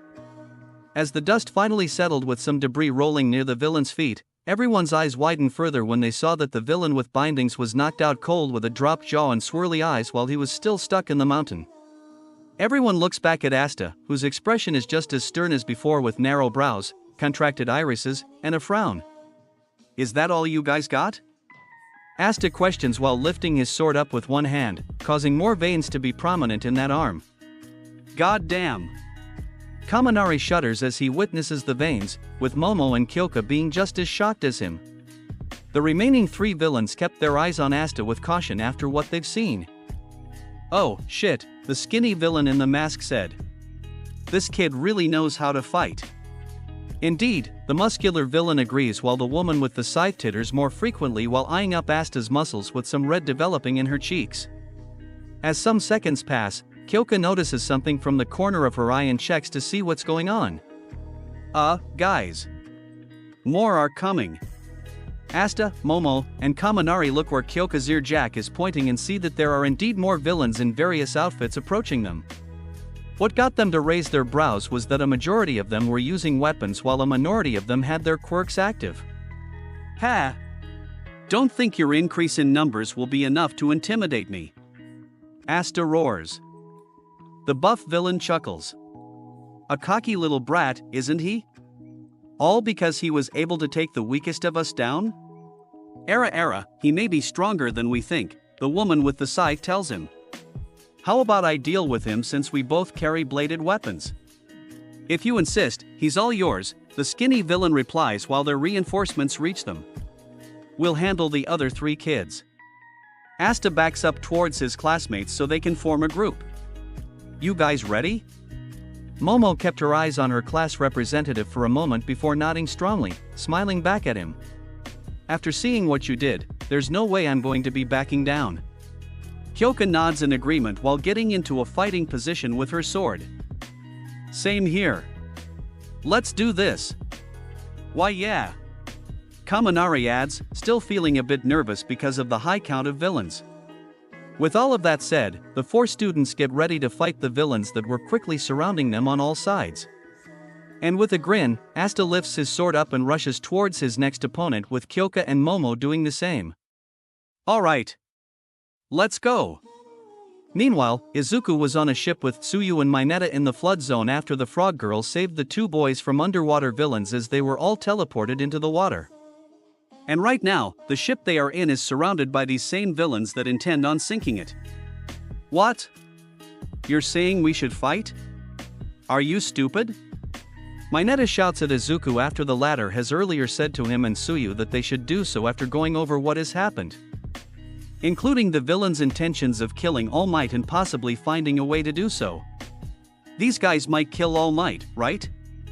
You're contradicting yourself, Midoriya. Despite his many cries, Izuku and Tsuyu kept observing their surroundings while thinking of how to handle the villains. But it didn't stop Mineta from ranting further, with tears shooting from his eyes like waterfalls. The best plan would be to sit tight and wait for the UA heroes to come save us. Mineta, Izuku says, his eyes still on the villains in the water. Those guys down there are clearly assuming we'll fight in the water, right?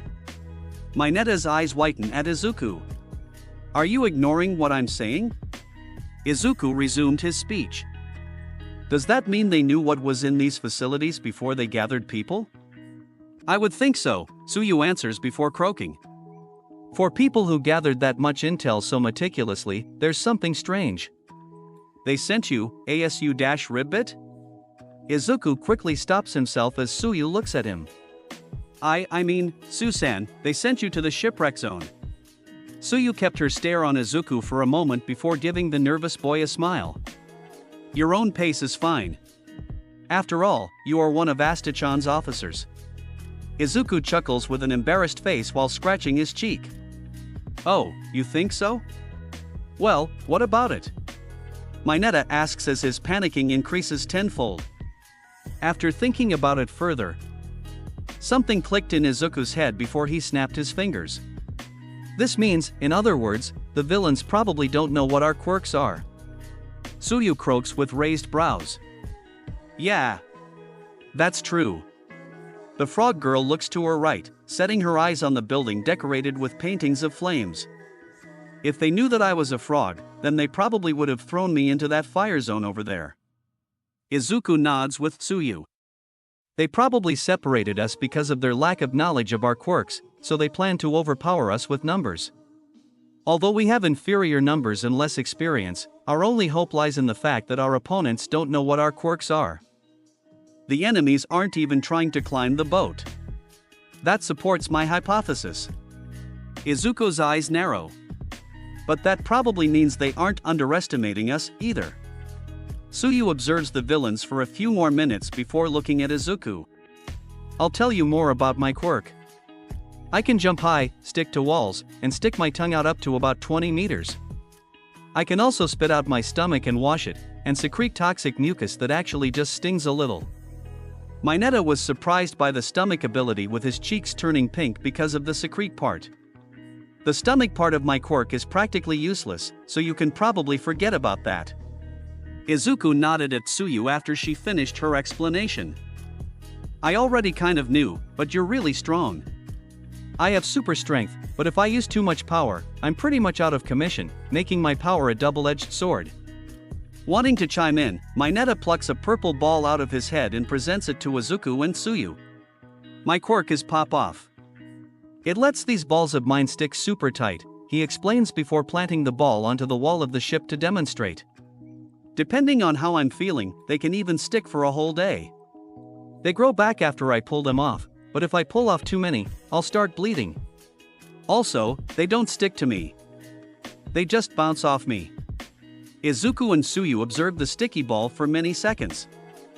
And with more time of remaining silent, it caused Mineta to lose confidence and start crying again. Damn it all. That's why I said we should just wait quietly. My quirk is totally unfit for battle. And no, that's not it.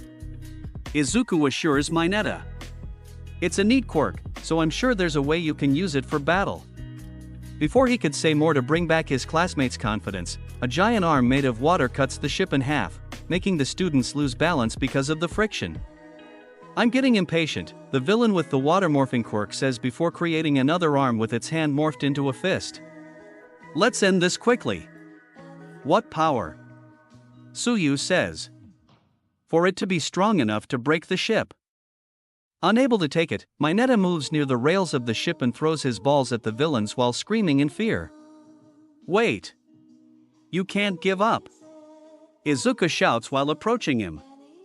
If you keep doing that, the enemy will figure out your. Izuku stops himself when he notices a shark-like villain trying to move the balls away from him by splashing the water with his hands. What the heck are these? They're being cautious and not touching them? Izuku thought. The boat will sink in less than a minute, the shark villain tells his allies. Once they get into the water, victory is ours. Mineta screams in horror as his back is pressed against the wall. We're so screwed. Mineta-chan. Did you really enter UA to become a hero? Mineta's head snapped towards Tsuyu with more tears spurting from his eyes. Shut up. It's weirder to not be scared right now. We were only in junior high until a little while ago.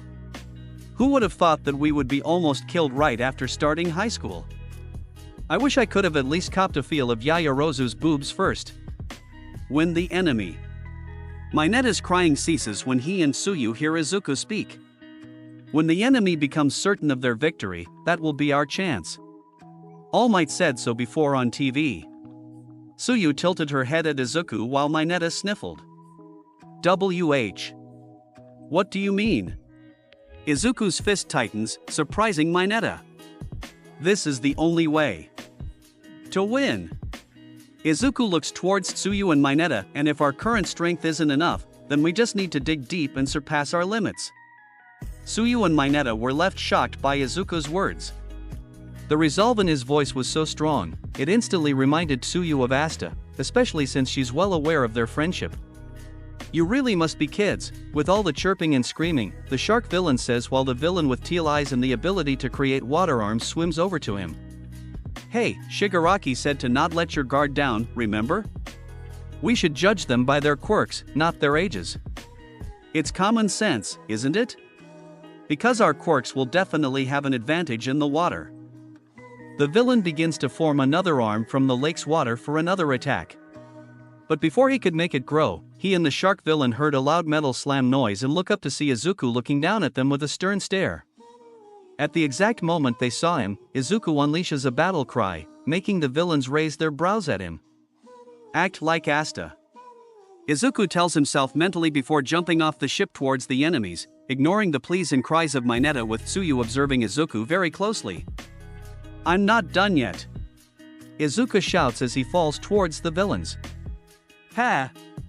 He's a kid after all, the water-manipulating villain scoffs as he gets his water arm ready to strike. But little did the villains realize, Izuku had a plan for him, Tsuyu, and Mineta to escape them and regroup with the others, aiming his hand towards them while getting his fingers in a position meant for clicking. Imagine the egg not exploding. While Tsuyu, Izuku, and Mineta were making their escape, 13 stood in front of the students who didn't get caught in the purple aura creature's grasp. Those students were Tenya, Achiko, Rikido, Siro, Mina, and Shoji, who was currently using his quirk to search for the rest of their classmates. Well, Shoji? Are you able to find them? Shoji kept searching with the eyes and ears on his tentacles for a little longer before morphing one of them into a mouth and guiding it to Tenya. Everyone's scattered, but they're all still in this building. The students sigh in relief. After hearing the update from Shoji, they could now focus their sights on the portal-like entity that blocks their path. Damn. Siro curses. Physical attacks can't hit him, and he can warp things. What an annoying quirk. 13 narrows her eyes at the aura villain before turning her head slightly. Ida-kun. Why yes, ma'am. There is a duty I am entrusting to you. Run to the school and tell the staff about what is happening here. Tenya's eyes broaden. And me, 13-sensei? 13 nods. The alarms are not sounding, and our phones don't have a signal. The alarm system is based on infrared rays. Even though Eraserhead is erasing people's quirks left and right, it still won't be enough, which means they must have someone with an interference quirk who hit as soon as they arrived. I believe it would be faster for you to run than for us to find that person. Tenya's teeth clenched together with frustration in his eyes. But it would be a disgrace as one of the class reps officers to leave him and everyone else behind. There's an emergency exit. Tenya's attention was now on Rikido, who was walking in front of Tenya to protect him. If you can get outside, there are alarms. That's why these guys are only attacking inside, right? Siro nods with Rikido while getting in a fighting position next to him. As long as you get out, they won't follow you. Just blow away this fog with your legs. 13 nods in agreement. Yes, use your quirk in order to save others. Tenya gasps at how much faith his two classmates and 13 are putting on him. Don't worry, Ida-kun. Achiko assures him. I can totally support you. But. Tenya stutters. What about the class rep, Asta? I don't think we need to worry about him, Mina chimes in before looking up at the ceiling and blushing. Knowing Asta-kun, I'm sure he's showing those villains what for with all of his raw power. Tenya takes a step back at Mina's words. There wasn't a single ounce of doubt in the pink girl's voice as she stated that boldly. I should know that myself. Tenya, Achiko, and Mina's gaze was now on Shoji as he addressed the boy in glasses with a tentacle mouth. If Class Rep Asta's resolve is as strong as it was during his battle trials against me and Todoroki, then there is no need to worry about him. So please, like how we have our faith in our class rep, please allow us to put our faith in you, one of the 2 officers Asta himself has entrusted for the position. Tenya's eyes widen. As he heard all those words from his classmates, he suddenly remembered Asta's performance in the quirk assessment test and the battle trials.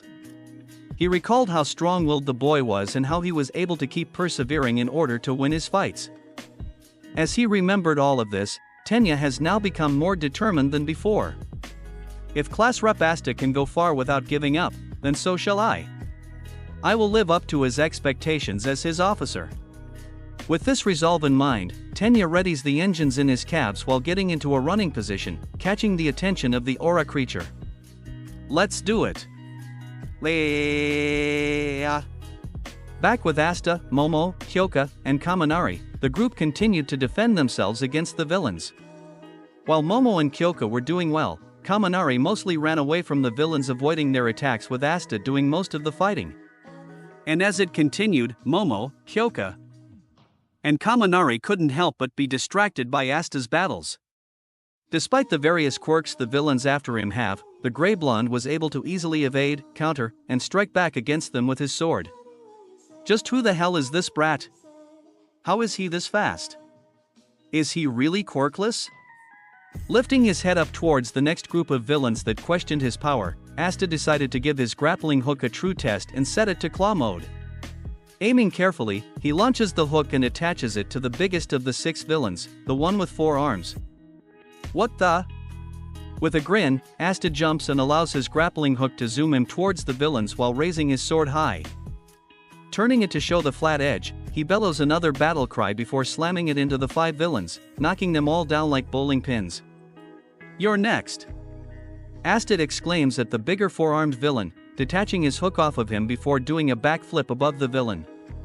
The big villain tried to swat him away out of reflex, but Asta was faster, bringing his sword above himself and smashing his opponent's head with the flat edge, knocking him out cold before landing right next to him and breathing deeply, resulting in steam fuming out of his lips. God damn. Will you stop saying that? Kyoka snaps at Kaminari with her jacks looking ready to jab his lips. I'm sorry. I can't help it. Kaminari says as he gets closer to Kyoka and Momo. I mean, look at him, he is cut. He's so fast and strong that I'm beginning to wonder if he has an unlimited stamina quirk or bones made of pure iron. He's just so friggin' dash. Kyoka shuts him up with a jab of her earjacks. Save your ramblings when we're done fighting, stupid, she tells him as she, Momo, and Kaminari see more villains approaching them in a larger group. Asta notices them too and quickly lifts his sword up to run to them. Hang on, you guys. I'll back you up. Just as he was about to get closer, he felt a gust of wind on his left and turns his head in that direction, only for him to gasp and lift his sword up to block an attack from the woman with the scythe, resulting in sparks flaring up into the sky. Hello there, the scythe wielder greets with a sweet but vicious voice. Would you like to dance with me? Asta squeaks at the woman's creepy expression before he goes straight back to being stern.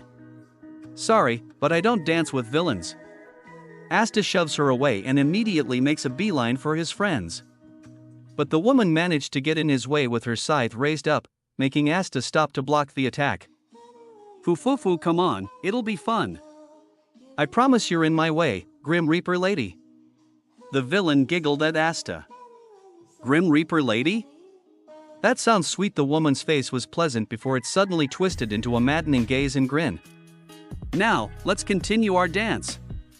Asta growls as the woman starts swinging her scythe at him.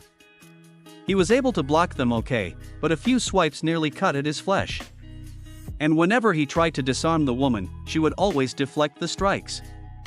As the two battled, the other 3 Wana students were left to defend themselves against the other attacking villains without Asta to aid him because of the woman with the scythe. These guys are persistent. Kaminari complains in terror, with Momo and Kyoka being the only ones fighting back. We need to figure out how we'll get away from these people. Kyoka says. Then give me a weapon, too. Kyoka looks at Kaminari with furrowed brows. You're an electric guy, aren't you? Just zap them all with your bolts. What? Have you forgotten how our battle trials went? I can cover myself with electricity. But let's not forget my crappy control of the bolts in long range and that there's interference jamming the signal, preventing me from calling for help. Taser them with your hands, Kaminari. The three students gasped when they heard Asta shout at Kaminari while he was still fighting the woman with the scythe. Hey, Asta? Just go for it, Kaminari.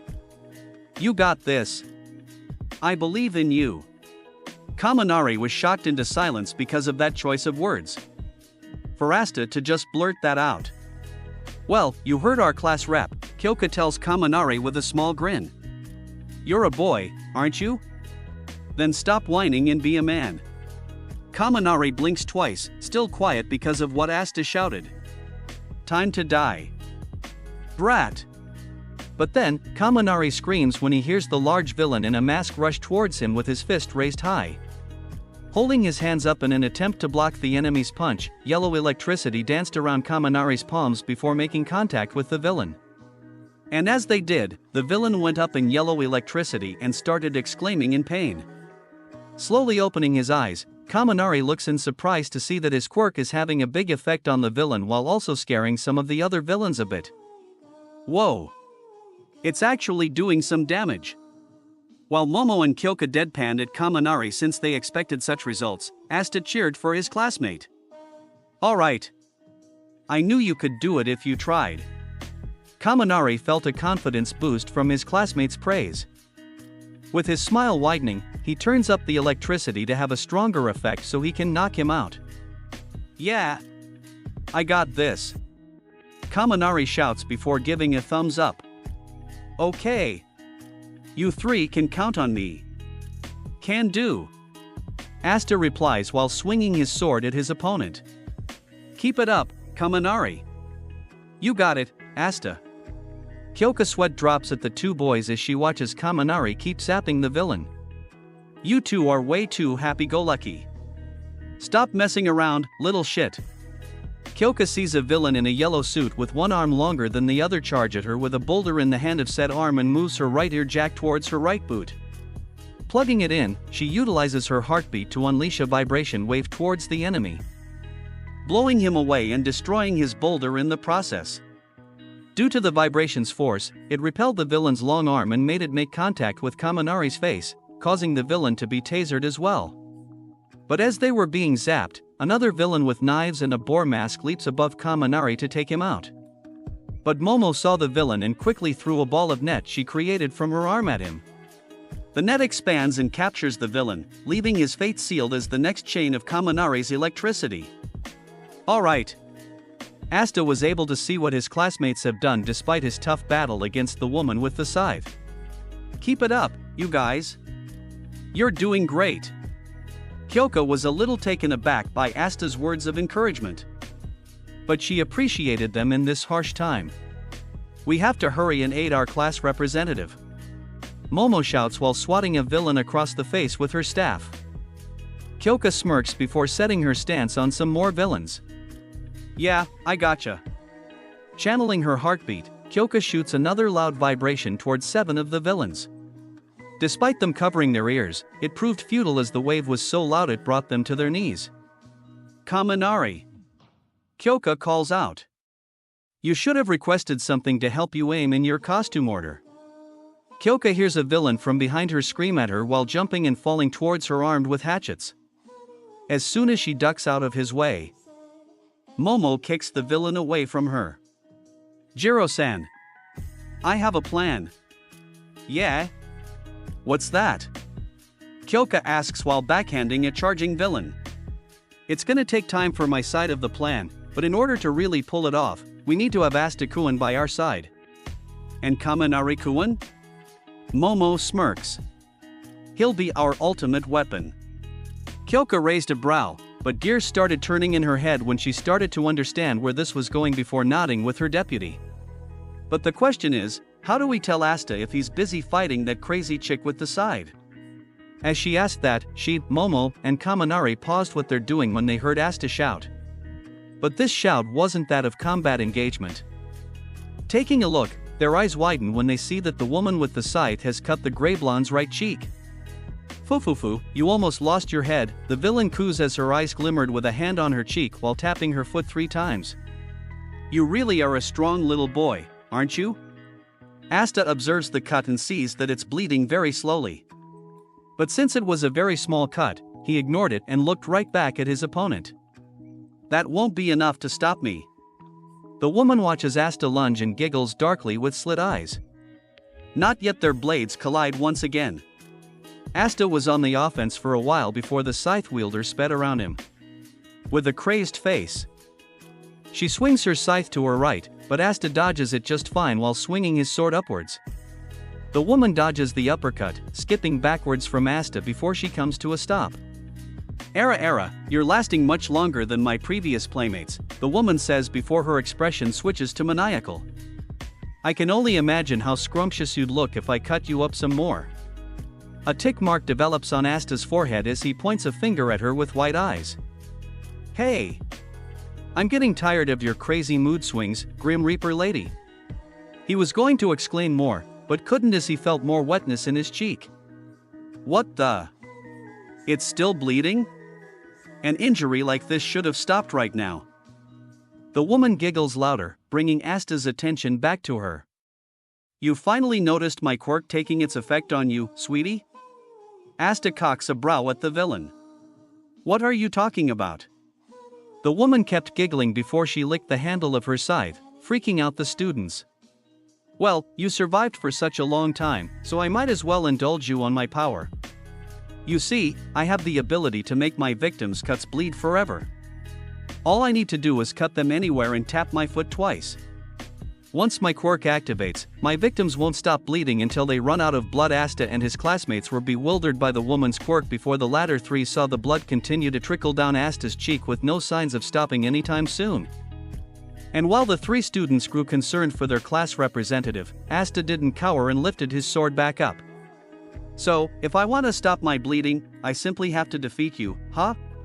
Yup, the woman confirms before playfully bonking herself on the head with her fist with her tongue out. A simple KO will undo my quirk. Asta's irises become small black dots as do his classmates' eyes. Ha! Didn't expect you to be this honest. The woman giggles some more before her eyes go crazed. That's because you won't stop me. Now bleed more for me. Not happening. Asta goes for another swing to take away the villain's scythe only for her to sidestep and cut his shoulder. Tapping her foot twice. His shoulder was now affected by her quirk. Asta hisses in pain before shooting his glare at his opponent. Not yet. I'm not done. The woman giggles as she watches him try again. She blocks 2 more of his swings and tries to go for his stomach, but Asta parries and goes for a forward thrust. Because of his strength, Asta leaped away from her during the attack since she avoided that too. And as he was trying to regain balance, the woman took advantage of it and sprints to the boy and slashed his back with a diagonal strike. Asta screams as he feels the scythe cut into his back. He falls to his knees, but he keeps his grip on his sword very tightly so his whole body doesn't collapse. Asta-kun. Momo shouts as she, Kyoka, and Kaminari can see that Asta hasn't gotten up for quite some time. And seeing his blood endlessly leak from the 3 cuts he's gained wasn't making things easier for them, especially for Kaminari. You really are quick, the woman compliments while tilting her head at Asta and tapping her foot again.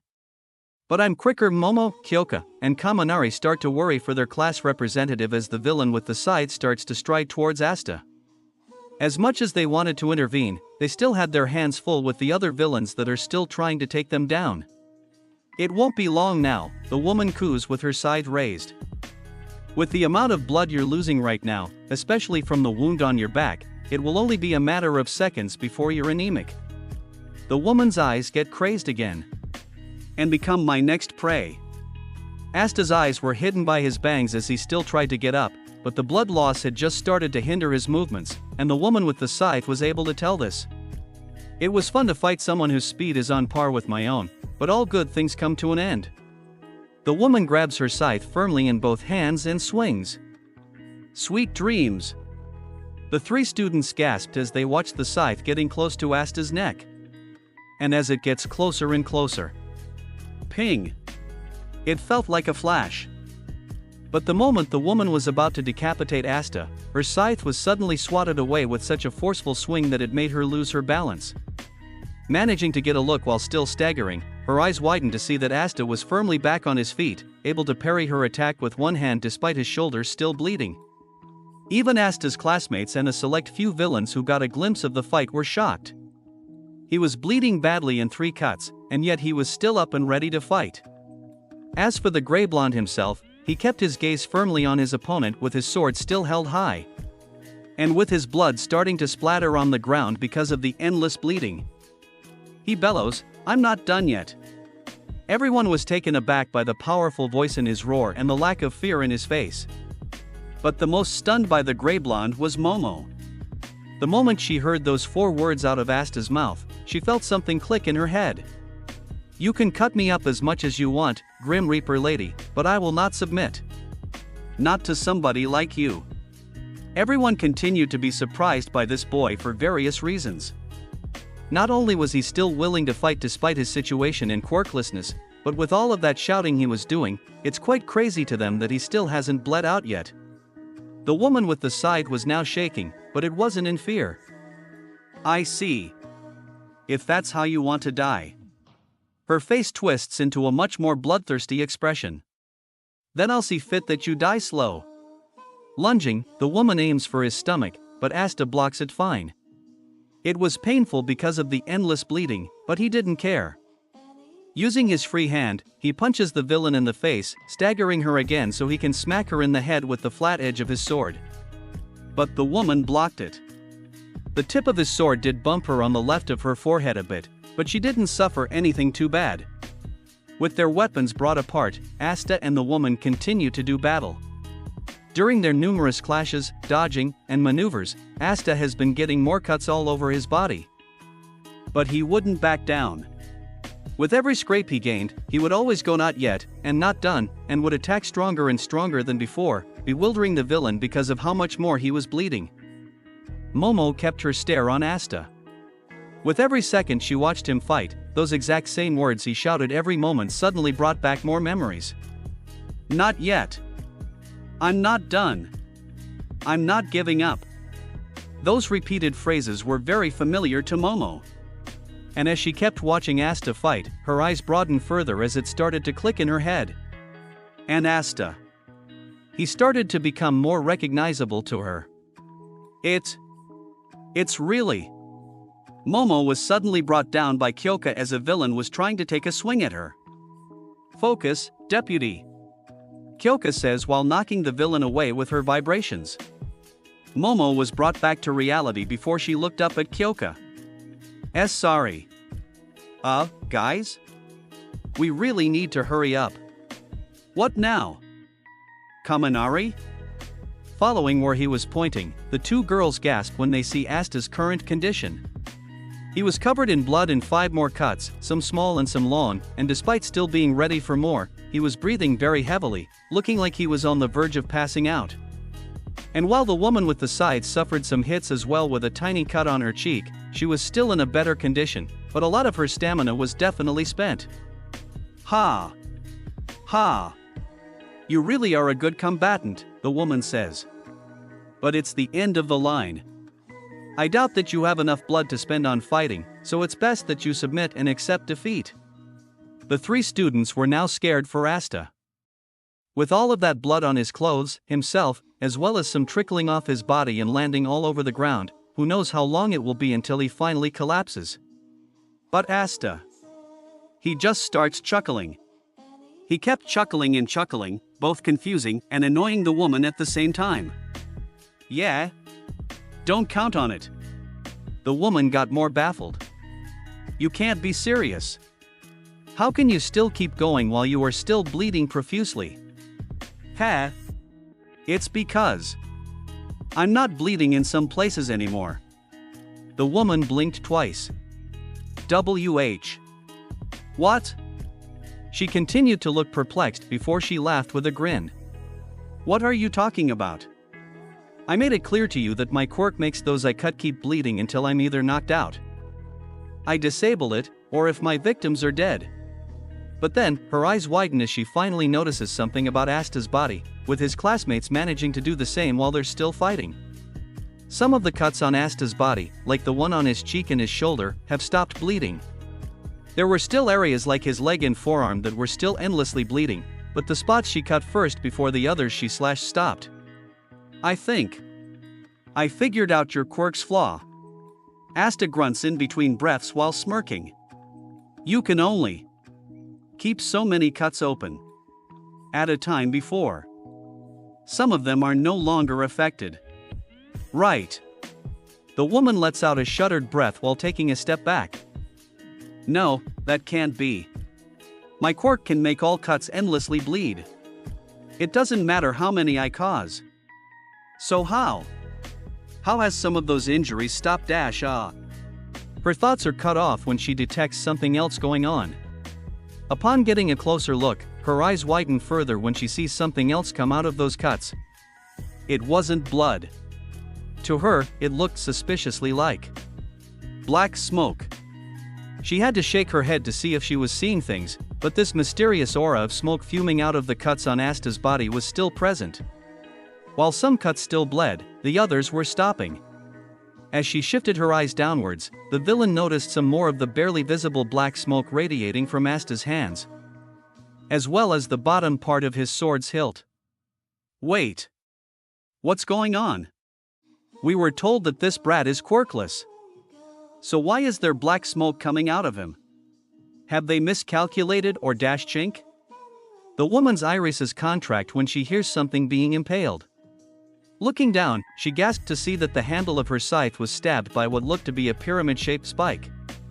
Looking up, she sees that it was Asta who grabbed it with his grappling hook before yanking it away from the villain, causing her to lose balance before she fell to the ground on her but while Asta sprints towards her. You let your guard down. The woman wore a fearful expression as she was at the mercy of Asta, who was bringing his sword down on her. Momo, Kyoka, Kaminari, and the villains who got to see the battle conclude were left aghast by the results. Despite Asta having various cuts all over his body and losing quite a bit of blood, not only was he still standing like he didn't lose much, but he was victorious. Standing over the knocked-out villain, Asta's stare remained on her for a moment before lightly laughing. Seconds later, he grips his sword tightly and raises it up high. Alright.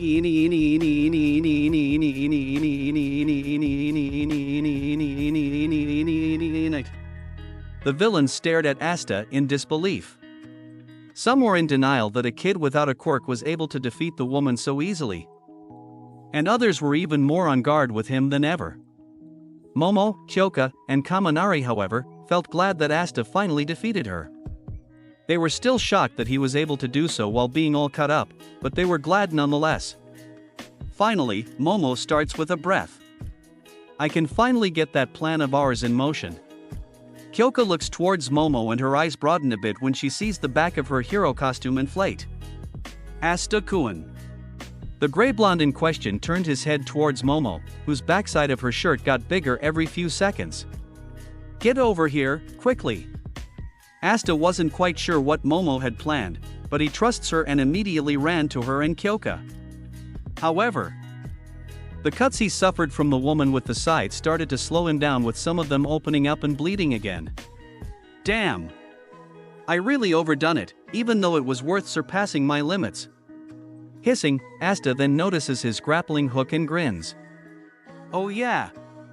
This will be quicker. Aiming for the mountain behind Momo and Kyoka, Asta shoots his hook and zips over to them. But because of his body's current state, he couldn't quite land properly and ended up slamming into the mountain and falling to the ground, still clutching his sword. Gah! I am okay. Asta grunts while a few of his cuts have opened up. You don't look okay to me. Kyoka shouts as she and the others see the said wounds bleed again. Before she could scold him any further, Kyoka and Asta noticed that the back of Momo's shirt had gotten even bigger. Okay, it's finished. Momo says as some rips and tears form on the shirt. An item of this size takes a lot of time. Right as she finishes her sentence, a large gray sheet pops out of Momo's back and unfolds itself before covering the 3 students. What's that supposed to be? Some sort of shield, a villain questions. While lifting the sheet up to look at the villains, Momo explains the sheet's purpose to her allies. It's an insulation sheet 100 millimeters thick. Asta blinks at Momo while Kyoko walks to him and crouches to him and gives him a thumbs up. Material like this is lightning proof. With Asta understanding now and Momo nodding with the 2, she peeks her head further from the sheet and turns her head left. Kaminari-san. The electric user hears Momo and sees her and the other 2 under the sheet. Recognizing the material, his eyes widen before he started to chuckle. I see. Kaminari's grin widens while more bolts of electricity dance all over his body. With you guys safe in that cloth, I can go all out. Slamming his hands on the ground, Kaminari's electricity grows stronger and wilder, branching towards every single villain and giving them the worst electric shock of their lives. The bolts were so strong that those that didn't have a target ended up coating some mountains and even the dome of the facility. The electricity continued on for 10 more seconds before it finally stopped. All the villains' attacks slowly fell to the ground one by one with electric burns all over their bodies. Asta watches the scene unfold with his eyes as wide as saucers. Whoa! That is awesome. Asta says as his eyes then gain stars. Yeah. Kyoko agrees with a surprised stare. I never thought this much lightning would be so effective. Now then, I'm worried about the others. Asta and Kyoko looked toward Momo as she said this. But as soon as they did, their jaws dropped with red cheeks as they saw that her top was destroyed, most likely caused by the creation of the electric-proof sheet. Since her chest was exposed because of this. Kyoko was quick to slam Asta's head on the ground. Don't look at her, Asta. Ag. I already wasn't. Even though he said that, Kyoko kept his face on the ground while shooting her head back at Momo. Fix your clothes quickly. They got punk rock. Momo looks towards Kyoko with an assuring expression as if she forgot that Asta was under the sheet with her. Making a new one will be quick. Kyoko nods rapidly as she sees her do just that while her eyes are on her chest. Such violent growth.